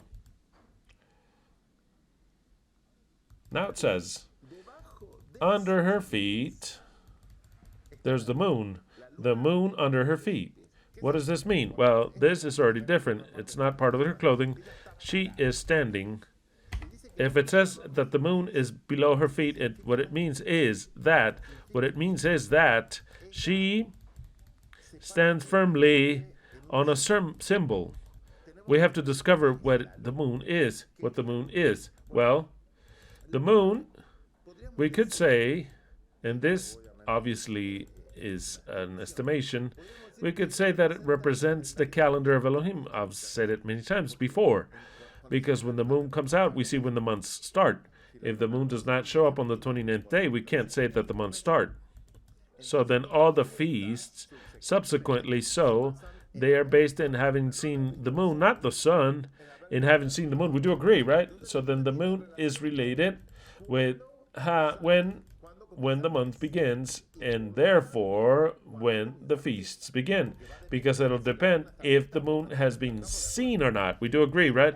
So then the only possible and logical interpretation is that the woman has a lunar calendar. That is why she is firmly in her calendar, her lunar calendar, and she has it because she likes to celebrate the feasts that are based on the moon. She doesn't have a calendar because of an algorithm like the Jews have, but rather she is based on the moon.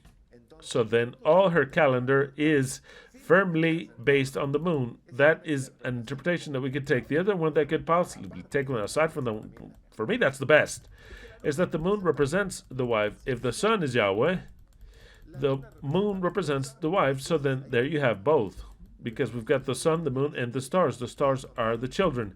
In the prophecy that Joseph saw, I might read it, in the dream that Joseph saw, he saw the sun, the moon that represented the Father and the Son, and the stars that would worship him, which means the Father, the Son, the Mother, and the stars, the children. So then, she is standing upon the moon, and it means that she is an integral part of the moon. It's like she herself is the moon, but she has a sun in her on her heart, because in the heart she has Yahweh, because the sun represents Yahweh. If the sun represents Yahweh, the husband, then she is the moon. So then, if she dresses like her husband, it's like saying, I love my husband. Dresses like her husband. So then you have both of the most logical interpretations. She's standing on the moon because she is firmly standing on the lunar, and also because it represents her wife. It's saying is the wife of Yahweh, not just any virgin. It's the wife of Yahweh because she's the moon, and Yahweh is the sun, and the rest of the stars are the children. Very well. Moving on. Just as a context, I'll read Bereshit 1:14, Genesis 1:14. Then Elohim said, let there be light on the expansion of the sky, so that they be signs to signal the stations. The word is moed, so let's take two. The stations, winter and the feast, the days and the years. So then precisely the calendar of Yahweh is the sun and the moon. Psalm 81, 3-5. Psalms 81, 3-5 reads as follows. It says, play the trumpet on the new moon, on the day that is signaled, on the day of our solemn feast. That is the day of the new moon, is Yom Teruah, the day of trumpets, the first of Tishri, or Etanim. Because it is a statute of Israel, the ordinance of the Elohim of Jacob, constituted it as a testimony in Joseph when she went throughout the land of Egypt. It is language that I did not understand, but of course nobody understands language. It's all parables, it's all symbols, and the scripture is concealed. The ones that write tell it to you just like that. I heard a language that I could not understand. Psalms 104:19. Psalms 104:19 says, and made, Yahweh did, right? Made the moon for the times of Moeds. The sun knows where to set, exactly. So then the moon represents the times. But now I went further. The moon represents his wife. So then YHWH has a sun in his chest, dressed with the sun. Dressed with the sun. It's the same thing, exactly the same thing. It's always the same thing. It's not the rays of the sun, forget it. Our whole life we thought that she was illuminated by the sun, right? One thing is to be illuminated, and the other word is to be clothed. If she was illuminated, she was naked. And John didn't see a naked woman. He saw a clothed woman. Clothed. Not bathed by the sun, but dressed by the sun. So then he saw a woman wrapped up in an Argentinian flag. What do you want me to tell you? If you don't like it, there's the door. There's the door. But that's what John saw. This prophecy's for us. It wasn't for John. It's not for the Christians. It's for us. And we better understand it correctly, because the wife has been champion of the world. I'll move on. Upon her head a crown of 12 stars. What does it mean? Another symbol. Another symbol. What's a crown? Only something to beautify, nothing else. The crown is not part of her. She can take it out and take it out. But the crown, it's an object to beautify. It could also be an honor object because it means that she's a queen, a crown. The kings wear crown. But what makes her a crown, this woman? Because not everybody wears a crown. You understand that, right? So then this woman, Yahweh's telling you, my wife is a queen. My wife is Argentinian. And my wife has the sun on her chest. I am the sun. She's standing upon a lunar calendar, but actually she's standing upon the moon because she's my wife. But what beautifies her, and he gives her royalty, a crown that has 12 stars. What does that mean? It is more than clear, absolutely clear. Those 12 stars are the 12 tribes of Israel. But we don't stay there. The 12 tribes of Israel are from where the 144,000 come out from. So then, the 144,000, which were bought, since those from within the earth, they are bought by his wife. What am I trying to say? That they're not part of the wife. They could add themselves later. They beautify the wife. They follow the wife. The armies of the wife. So then, a wife is preparing herself to fight. And there's something that gives her power and beautifies her. It's the 12 stars, gives her royalty. Those 12 stars represent the 144,000 that will follow her whithersoever she goeth. That's why it says that the 144,000 follow the Lamb whithersoever he goeth. So, okay, this is more than clear. All the Christians will understand that they follow Jesus whithersoever he would. We understood this like this for years until we understood that the revelation was for us. So then if the revelation for us, it changes everything. Changes all the interpretations we had. That doesn't talk about a Messiah and God, a Christ and God. It talks about something else. Although it may seem, but that which seems, and it's obvious, is the cover. Whether you like it, actually, it's the cover. When we talk about Jesus, the Lamb, Messiah, it is exactly the wife. Because it's not that which is obvious, but that which is hidden. But only the kings can understand this. And the revelation was written for his wife, for no one else. So then, these 12 stars are the 12 tribes of Israel, from where the 144,000 come out from. Whether it's a symbolic number or not, that doesn't matter. But they are followers. They will beautify the wife. Those 144,000 sealed from the 12 tribes of Israel. That is what they represent. Let us go to Genesis or Bereshit 37:9. Genesis 37:9 says, and he dreamed, Joseph, right? Another dream, and told it to his brothers, saying, behold, I've had another dream. And behold, the sun, representing his father, the moon, his mother, and 11 stars, because he was one of those 12 stars. And 11 stars, or Benjamin wasn't there yet, who knows? And 11 stars wouldn't bow down before me. There you have it. Sun, father, the moon, the mother, the stars, the children. The symbol is explained absolutely well, without arguing. Very well.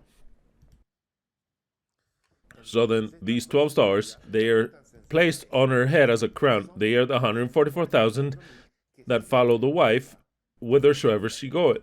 Exactly. Majestical. 2.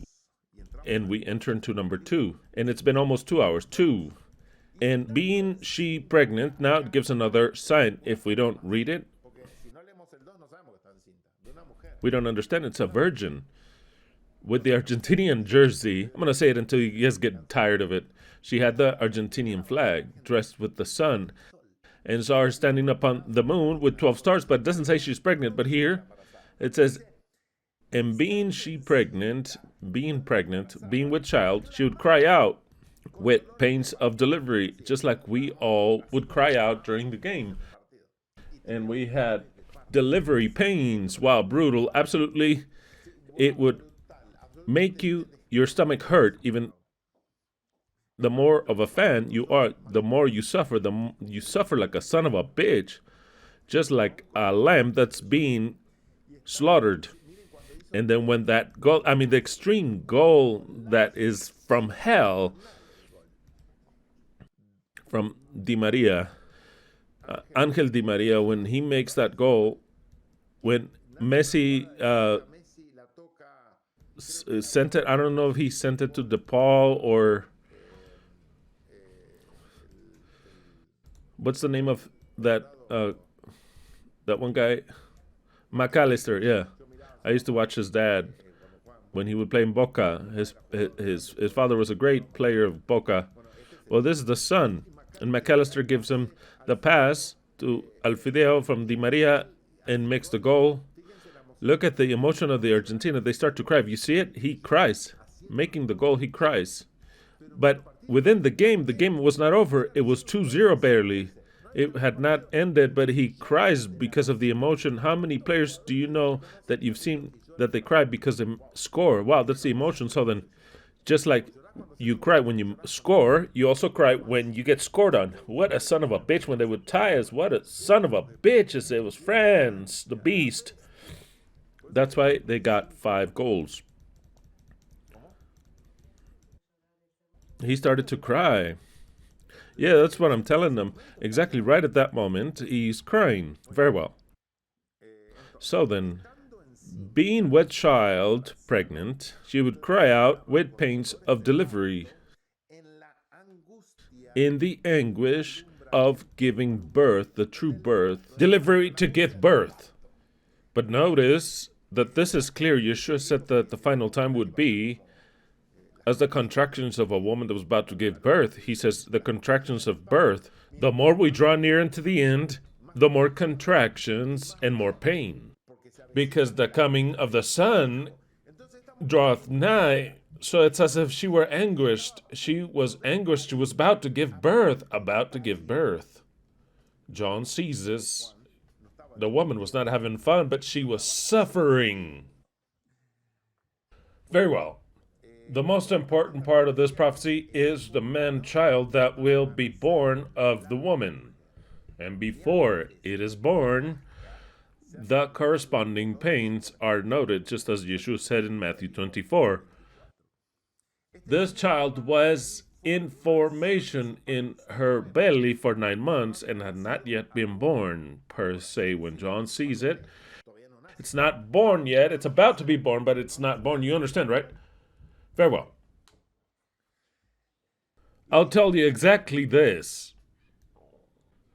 When the Son is born,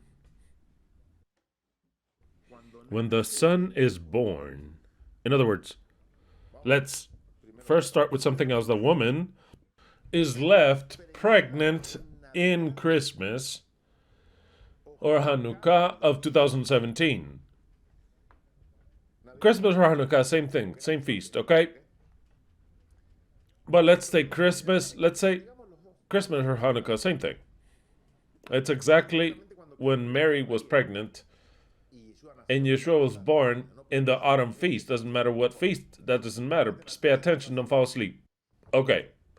I am giving the prophecy, not what I think it is, but what it is. This prophecy, we saw the sign during 2017, the 23rd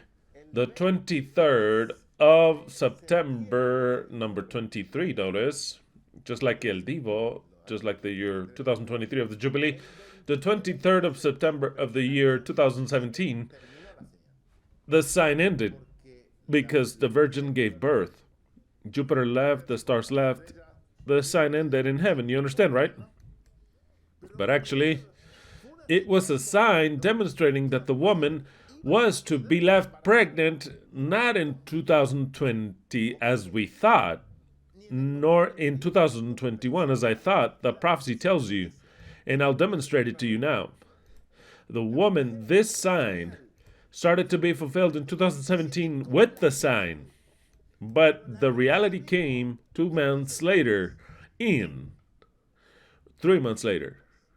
in December of the year 2017, in Christmas or Hanukkah, after having seen the sign in heaven, the woman, the real woman, which are we, the eternal truth. There's no other way about it.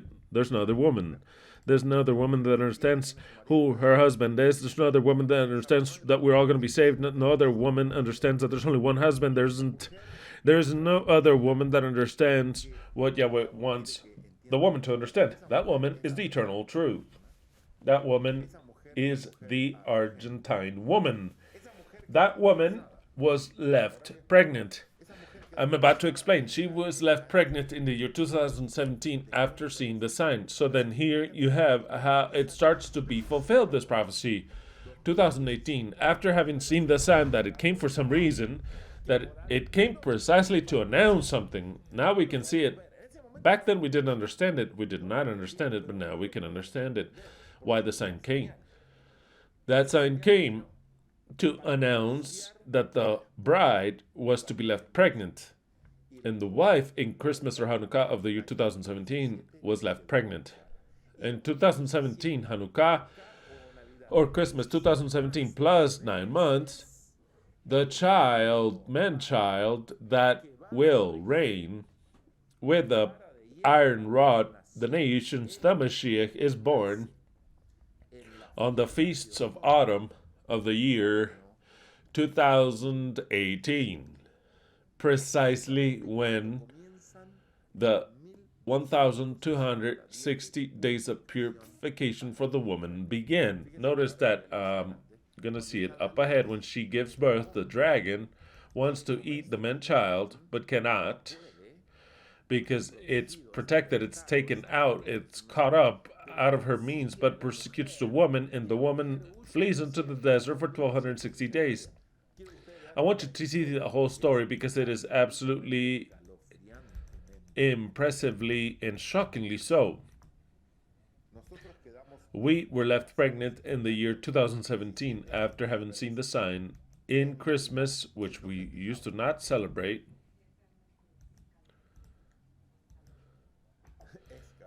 Yeah, shockingly so. And with the word in Spanish, shocking sounds like Scaloni, the last name of the player.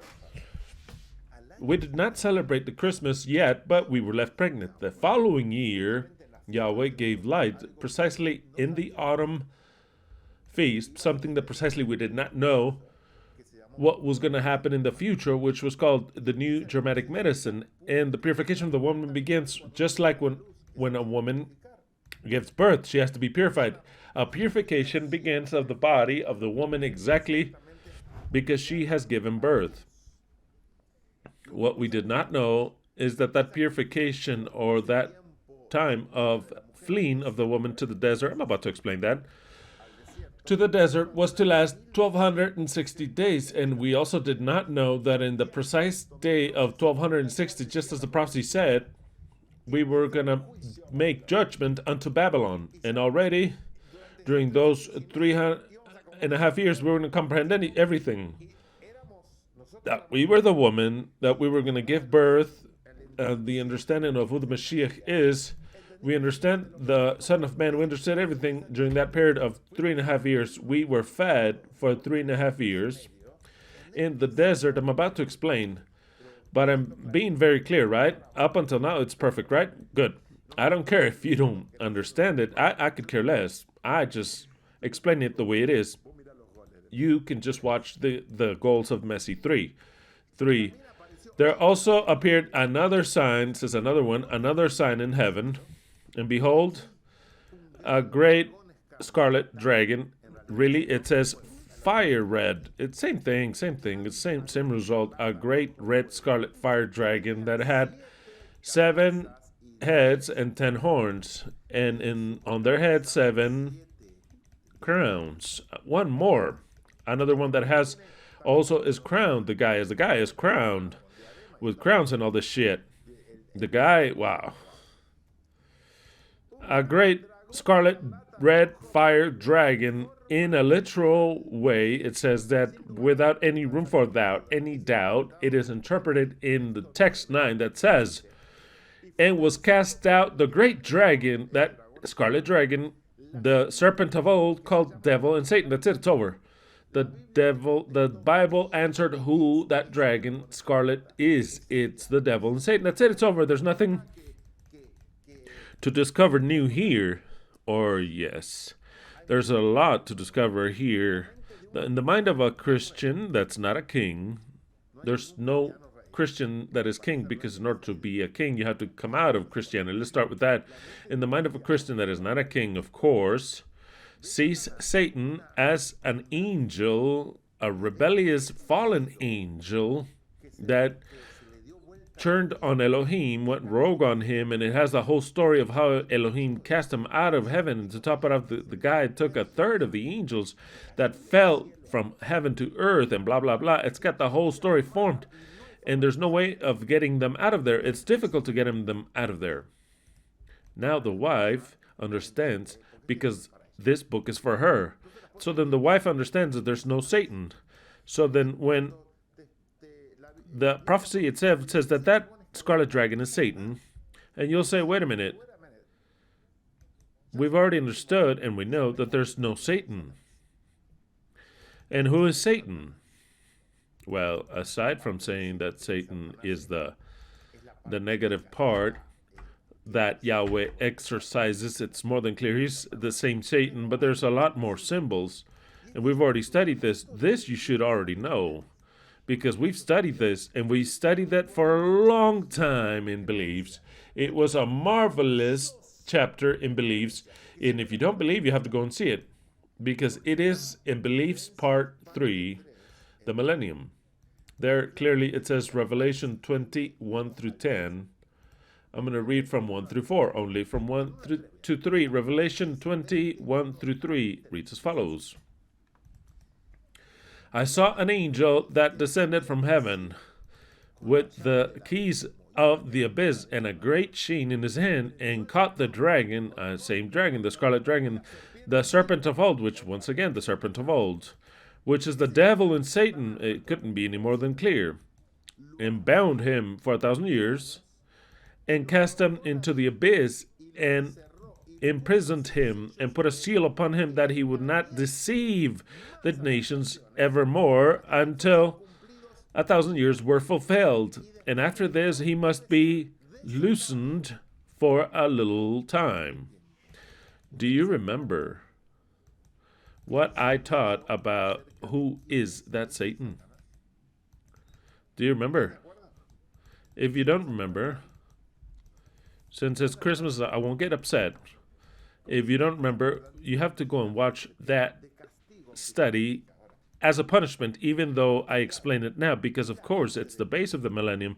That's why Yahweh already enclosed the millennium. Enclosed it in the prophecy of the millennium. You understand already. The Christians understand. They think that Satan, a fallen angel, is going to be chained and will be placed in a prison forever. It's stupid shit. That's just because I cannot use a worst word. It's a real piece of shit. And then lets him loose again. Now, if you remember that subject, you will understand and you will remember that I said that the dragon, the serpent of old, devil, Satan, are simply titles. And I got this directly from the title to tell you exactly what I said. They are simple titles or a figure of something. Wickedness, injustice, and deceit. That is what it is. That is the devil. Wickedness, injustice, and deceit. That is Satan. That is the serpent of old. That is the dragon, the red scarlet dragon. Wickedness, injustice, and deceit. There's no being. It's wickedness, injustice, and deceit. And who does this wickedness and injustice unto the, well, in our time, we used to call it, Yahweh calls her like that, Babylon. In different times, we could say it was Egypt, it could be anything else, or Yahweh himself. when he got on the tree like a serpent and spoke unto Eve. That was Yahweh himself. That was not Babylon. That was Yahweh himself, the serpent. When Yeshua died 2,000 years ago, he represented the serpent nailed to a cross on a tree. Obviously, the same one that deceived Eve died. Now, Babylon is the one that represents, in other words, the actual power, the governmental power that rules this world is Babylon.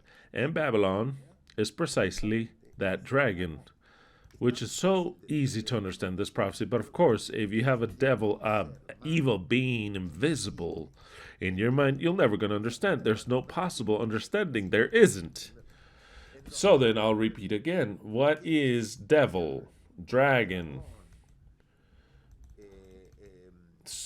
ancient serpent of old? What Satan? What is it? It is deceit, wickedness, and injustice, especially ruling precisely that. Very well. So then, what does the text say? I taught the text. There also appeared another sign in heaven. Behold, a great scarlet dragon. You already know. Deceit, lies, injustice of Babylon, that had 7 heads and 10 horns, blah, blah, blah. Yeah, it's all symbols. And why the 7 heads? Because it's the 7 kings that ruled over Jerusalem. It's 7. That an 8th one rules again, but it's one of the 7, Revelation 17. Remember that we are in a series called Revelation 17. We're reading Revelation 12, but Revelation 17 is the base to understand because he's got 7 heads. And in his heads, 7 crowns. So they crowned themselves kings. Before, Babylon did not have as much power. Now he crowned himself as king of the time, and he was able to enclose the world, the churches, and did with us whatever he wanted. So then that crown means the culmine. Is that correct? The culmine, the climax, the highest of his power, the apex of heaven of his power. That is what precisely the crowns mean.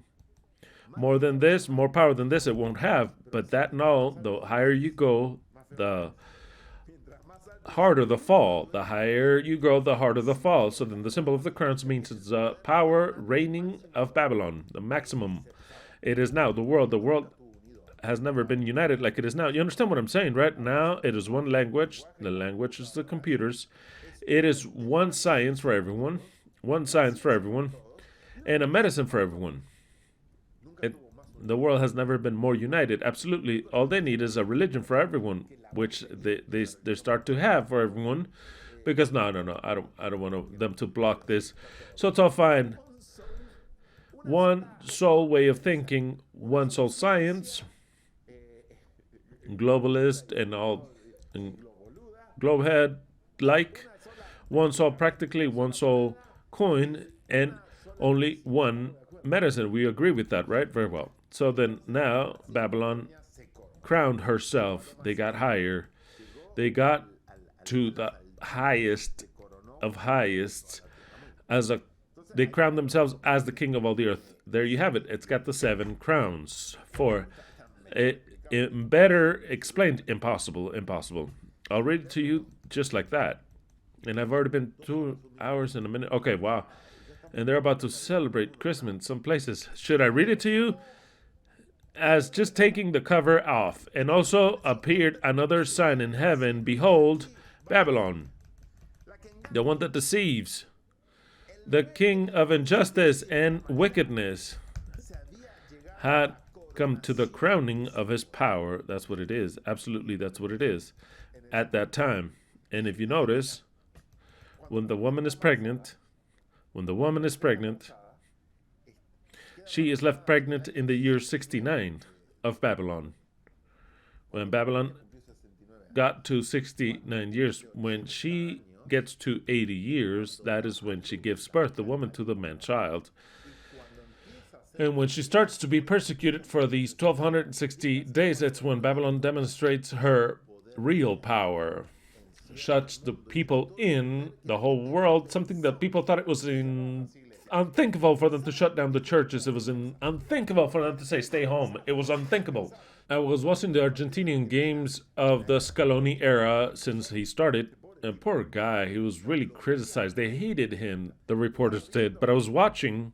It surprised me to see images because I was disconnected from soccer, from the eliminations, without a soul on the field, on the stadium. I had never seen anything. Argentina was playing. It was like Argentina-Colombia, Argentina-Chile, Argentina-Uruguay, but it would seem as a little game in the park because there was no one. There was no stadium ambient. There wasn't anything. No people, all empty. That's how they played the eliminations. I couldn't believe that. That's the way it is. It turned to me weird. The Argentinian players would go out because that's the images I saw. There's a very good video if you want to watch it on YouTube that's called The Scaloni Era Part 1, The Scaloni Era Part 2, and The Scaloni Era Part 3. There's 3 parts. They get up until champions of the Copa America. When we beat Brazil 1-0 in their own stadium, a rather special flavor, rather special taste there. But, if you see how the guy advanced, what I'm trying to show you is that the Argentinian players would go down and all with masks, and they would spray them.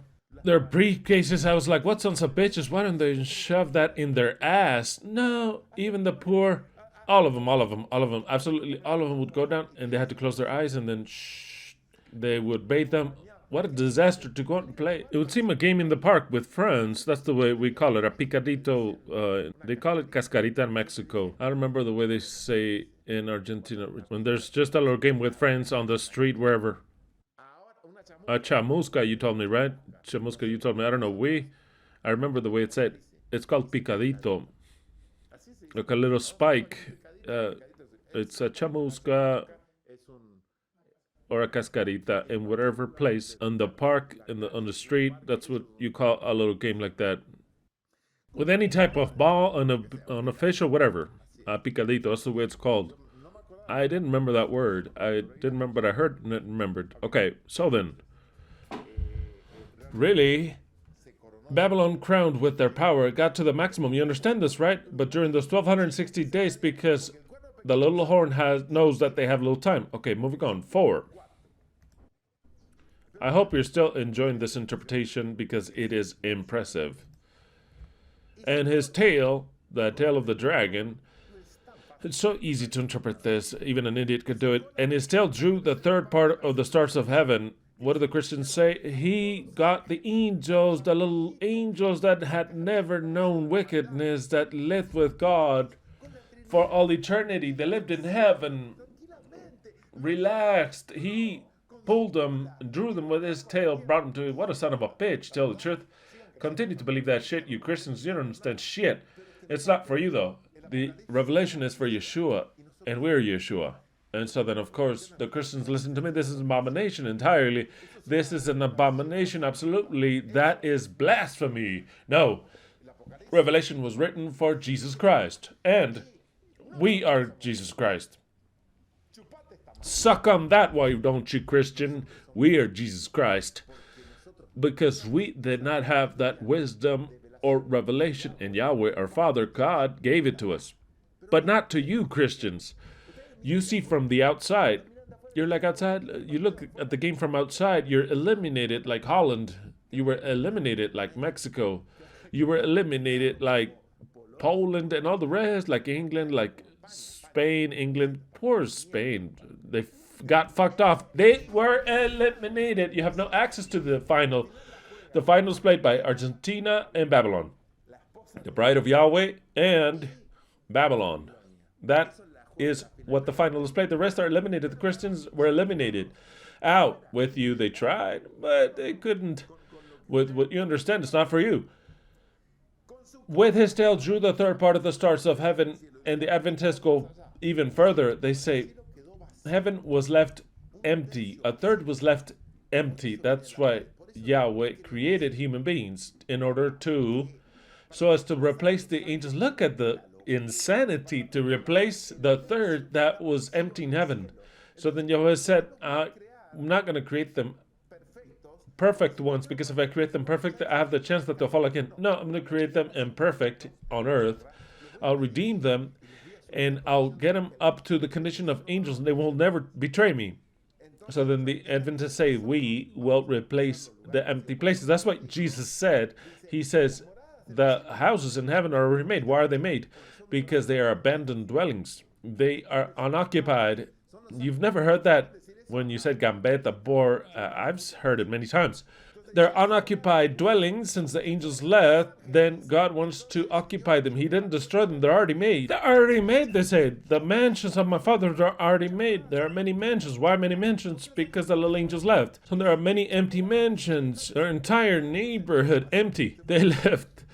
A third of the angels left. So then it says for you kids, you're going to be able to occupy those mansions that were before occupied by little angels. So then we're going to be little angels again.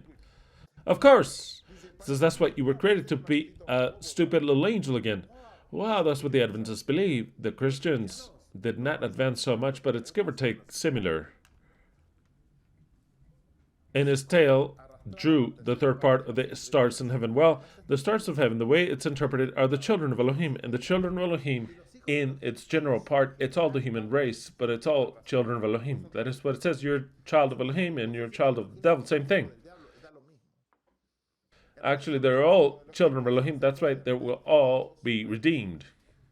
Yahweh came to die not for the children of Elohim only and not the children of the devil, because the devil does not exist.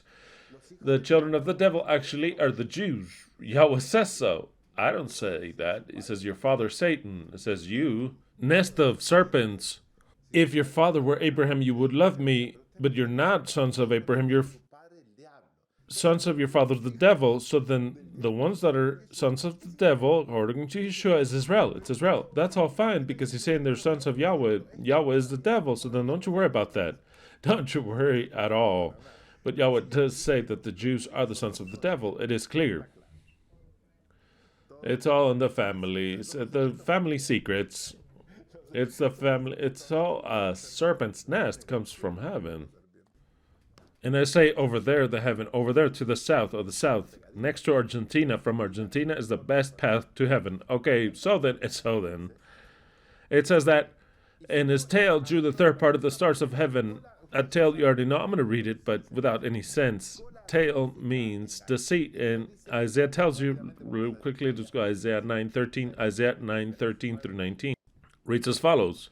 But the people turneth not unto him that smiteth them. But of course, the more you punish the people, the least they're going to convert Yahweh. But the people means that those are the son of the devil, the Jews, converted not unto him that smiteth them, neither did they seek Yahweh of hosts. Therefore Yahweh will cut off from Israel head and tail, branch and rush in one day. The ancient and honorable, he is the head. Precisely the leaders, the ancients are leaders. It means the wise men. It means the prophets. It means the priests.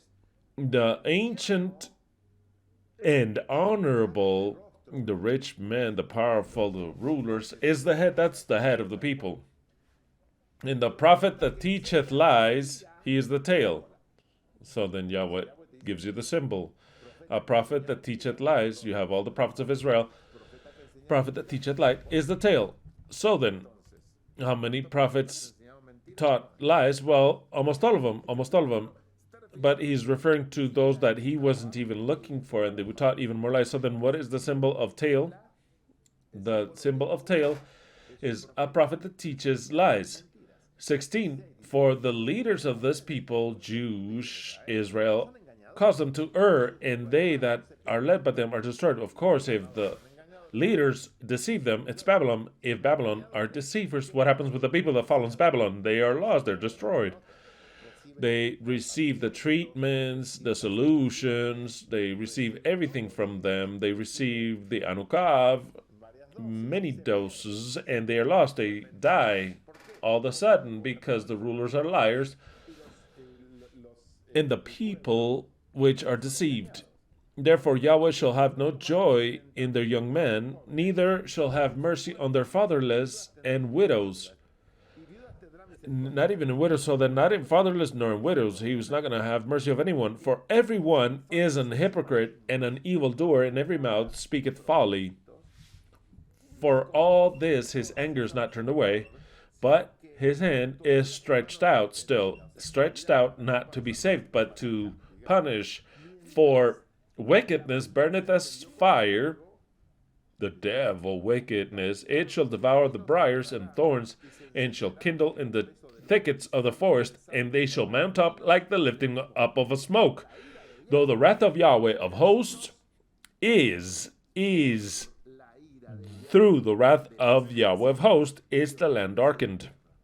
And the people of Israel, shall be as the fuel of the fire. No man shall spare his brother. This is very interesting. But the most important part here, there are many other things. Most important part is that the tale means what? A lying prophet. And a prophet is a guy with authority that lies. So then, the tale are the pastors, all those that teach prophecy, all those that rise up on a church to preach. This is a tale. They're liars. All the teachers, ever since you went to your primary, secondary class and taught you that the earth is a ball and that it's spinning and traveling on space, they're all liars. They're all a tale. Absolutely everyone. All the scientific teaching, the health science, I can't say even more, all has been a tale. Those are the lying prophets. Not to mention the social media and not to mention the news media. It's all tale. So then, and your mom as well. Don't ever forget and say, no, not my mom. Your mom's a tale. Unless she's from the eternal truth. And your dad as well. Why? Because it says only lies was the inheritance of our fathers. What did our fathers give us? Tale. They were all a bunch of tailed sons of bitches, per se. Just like they say in Chile and Argentina. Culiados, those asses. But they're tails, not asses. They're tails. They're little shits. Absolute dog shit. So then, 4 says, and its tail, due to his lying prophets and authorities, the dragon, and his tail, his teachers, his scientists, his governors, his newscast reporters, the whole world of Babylon, drew the third part of the stars of heaven, of humanity. A third part is entirely deceived. It is brutally deceived, not kind of deceived, but completely. And did cast them to the earth. Very well. I'm about to teach the symbol of earth. And the dragon stood before the woman. The dragon tells you a story, and I'm already jumping ahead a little bit. The dragon always tries to touch the woman, but cannot. And when he is wroth with the woman, he's going to war against another group because he cannot against the woman. And you might say, he was wroth against the woman. No, he was wroth against the woman. He was fierce against the woman, but went and warred against the descendants. He went and warred against the inhabitants. But hold on. If he's wroth with the woman, why does he not war against the woman? It's very interesting, very interesting. Start to think a little bit, okay?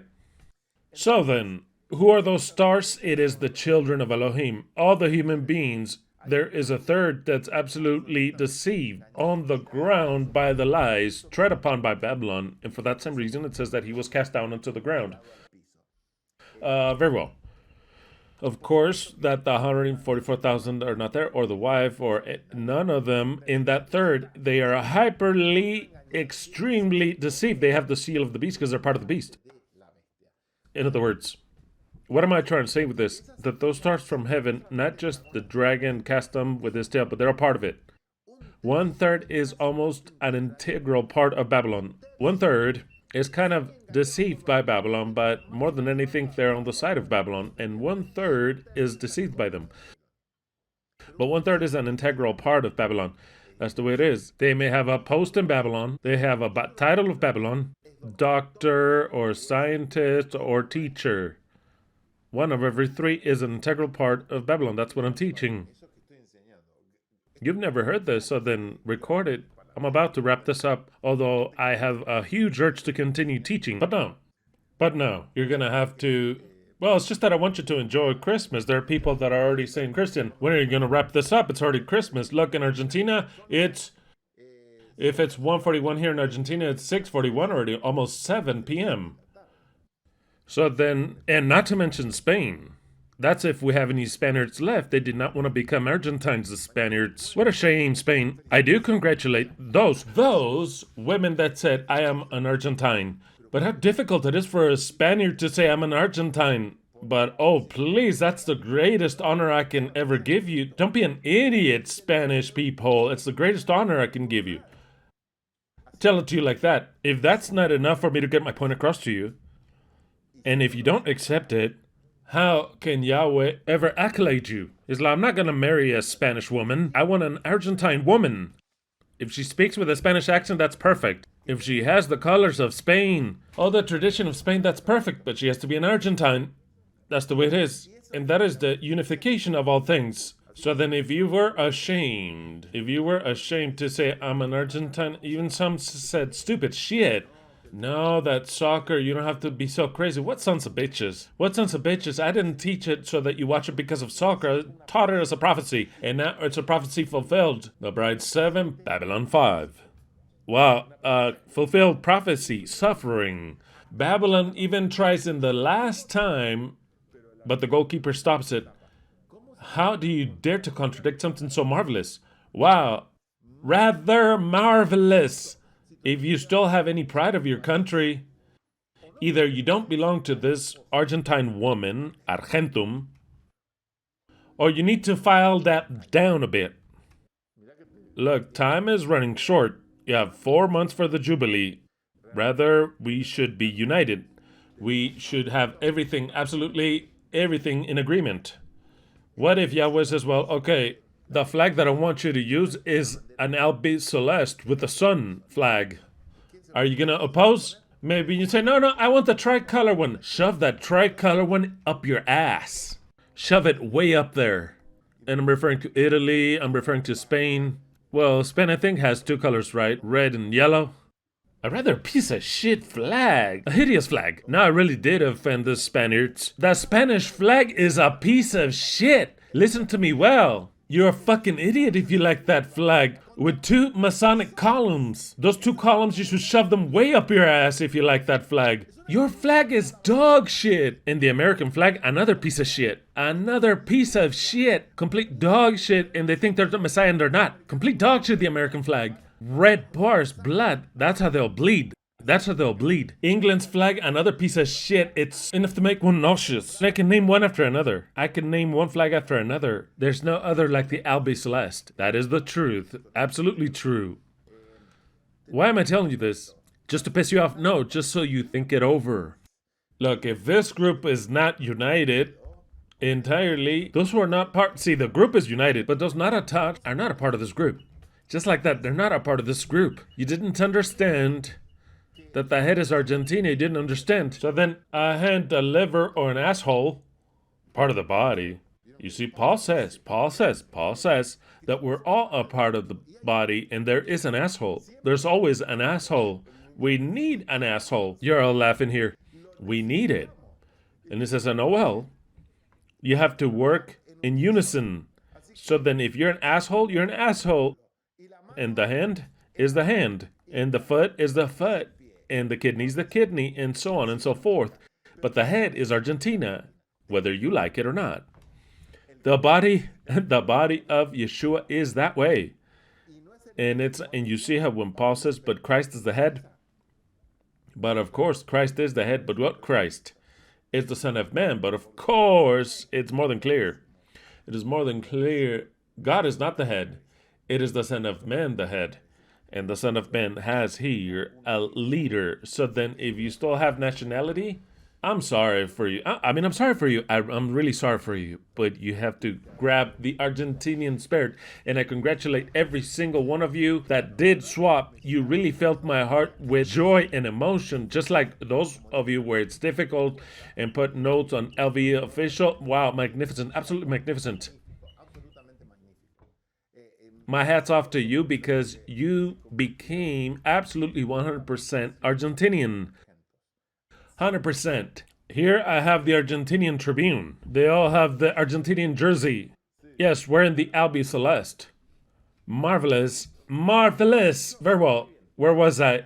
I was in the tail. In the tail.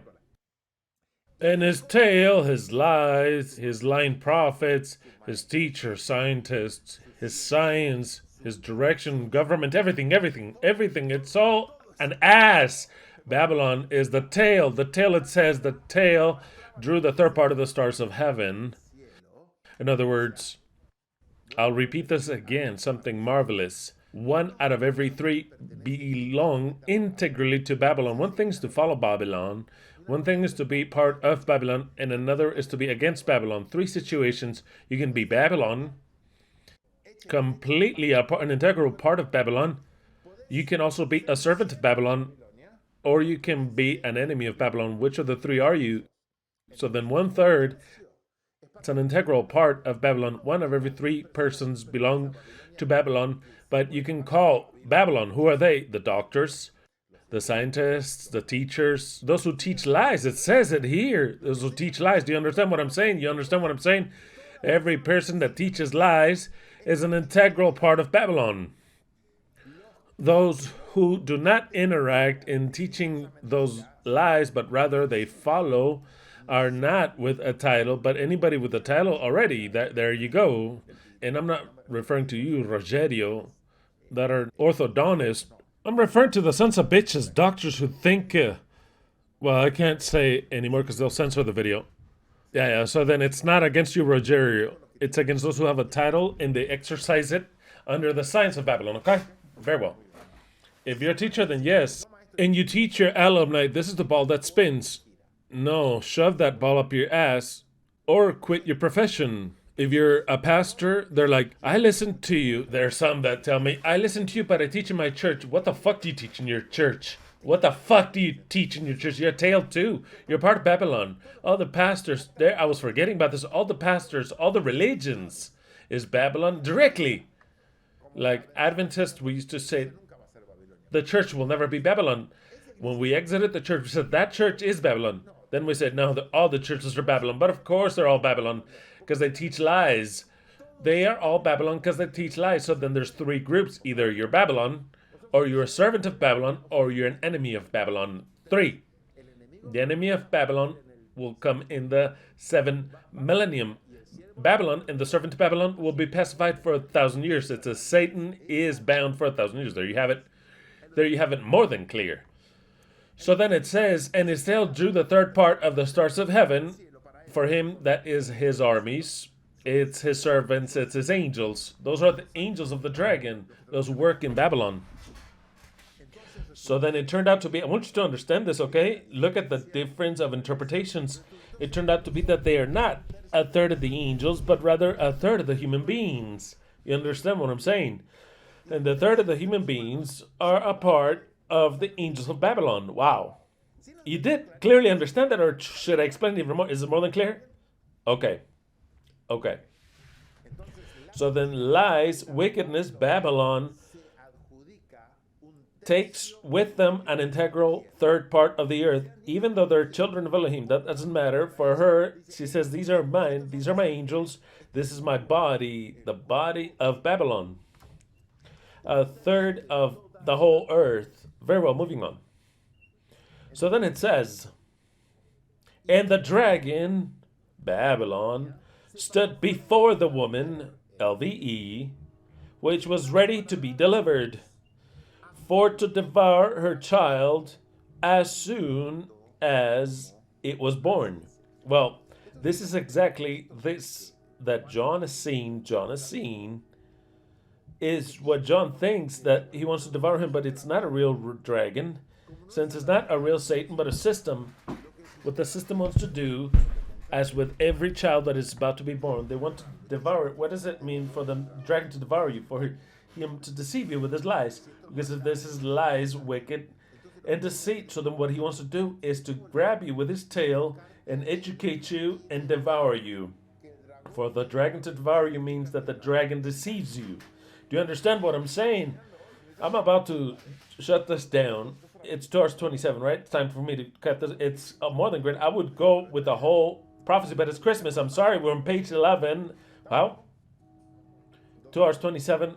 We're on page 11, and I have it up at page 22. Interesting. And we'll stop there.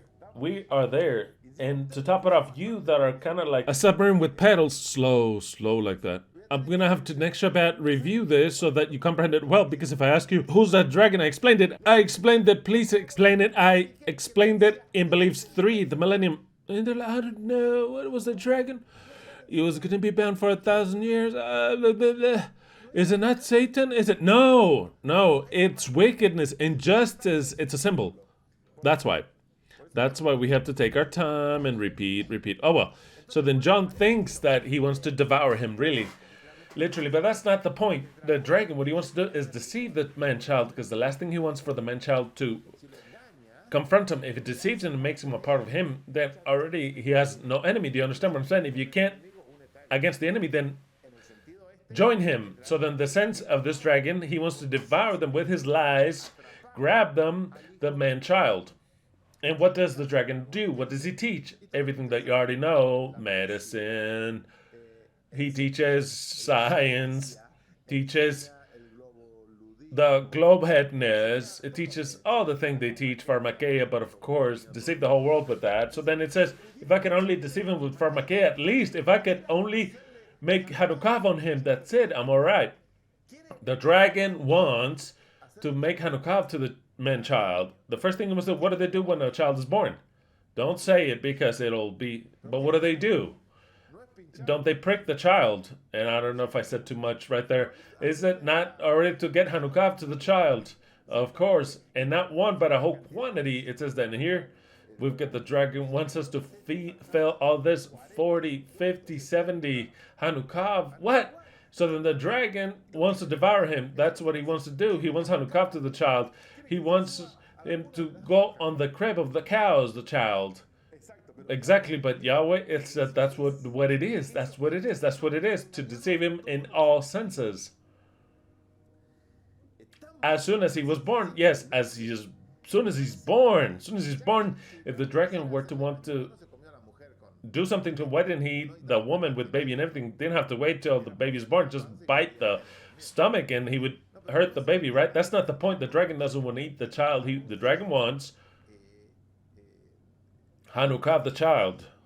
And if he can also, he wants to cut his foreskin off, right? He is just circumcise him also. They're going to circumcise the dragon, in the sense is Israel. Your sons of Satan, your father the devil. They love circumcising. First thing he wants to do is circumcise him, and then for a rabbit to come in to suck him off, so that sucks the last part of the blood and end the ceremony. And then you always leave a seat for Elijah because he has to come.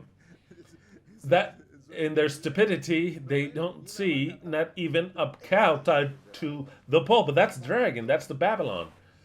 5, and I don't know if I'll explain anymore. 5, okay? Because this becomes better as we move along. And she brought forth a man-child who was to rule with a rod of iron all nations. And her child was caught up unto Elohim and to his throne. If I start to explain this, I'll be here for a half hour, and I won't. I'll leave you with a question. How can it be if you said that the woman is LVE, so then who's the son? How could that be that the son is caught up and the woman is taken to the desert? I'll explain that to you in New Year's, 7 days from now. But now we shall celebrate Christmas. I wish that you really, in this Christmas, it may be the last one with Babylon in power, the last one with the dragon, the annoying red scarlet evil dragon in power, the last one in this situation that we are. And that from here on out, we celebrate Christmas, but I mean at a different level with other authorities in other situations. And not just that, but altogether, that it's the last one that we are separated, and that the next one, the body of the Argentum bride, Argentum, Argento, the Argentum spirit, the Argentine woman be united. How beautiful it would be that the next Christmas we all be together celebrating Christmas, remembering all the Christmases we celebrated before, and how we were formed, every one of our members, how we were understanding this, and that millions and millions of people celebrate. Look, if when the Argentinian team, the world saw something that they had never seen in their fucking lives. Not Mexico never saw it, nor Brazil ever saw it, nor France, the last champion, ever saw it, nor Italy or Germany. There were 6 million people on the street. That can only be done by the Argentinian spirit. It was so that the team could not advance. They had to leave on a helicopter. There came a point that they could not advance anymore because the mass of 6 million people. If you look at the images, you can't believe it. It has never been done for the Pope or for anyone, for the Messias. And that is a prophetic antitype of how the people will follow the husband, the wife. It won't be 6 million anymore. It'll be billions. Why? Because in the first stage, a third of the earth, if it's true that we are 8 billion, they will follow at least 2.5 billion people. In other words, 2.5 billion people, not 6 million, that they're going to want to touch the wife, to see the wife and to say hello. And we're going to, I'll teach them to sing by the wife, to see, to touch the wife.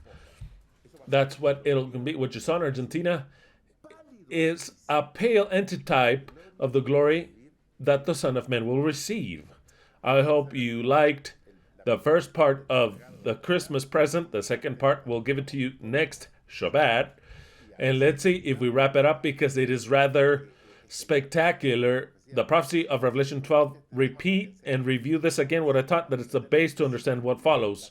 The question is in the air. How can it be that the eternal truth is the woman, and she was going to give birth to a man child, and it's caught up, and she goes to the desert? That I will answer to you next Shabbat. Without any further ado, let's wrap up with a word prayer. Beloved Yeshua, our husband, we give you thanks because we are living this final. We give you thanks because now we understand that you gave time extra, and we are about to get into the penalty shots. Rather, we comprehend that you have taught us a marvelous prophecy. Who is your bride? What colors your bride uses? How your bride looks? What she has on her chest? What she's dressed with? How that sign appeared, and why when your wife is left pregnant. We give you thanks because throughout the prophecy of Argentina and of the Messi champion, you showed us what will immediately happen on this earth. All this we thank you for. I hope to see you soon, very soon. I hope to be able to, within 4 months, start to see the change in the Jubilee. All this with desire, following, continuing, living in uncertainty, but our faith is the one that takes us to salvation. In your precious name of Yeshua, our husband. Hallelujah. Semper Fi. Aguante Argentine Bride of Elohim. Let's go! A great big applause.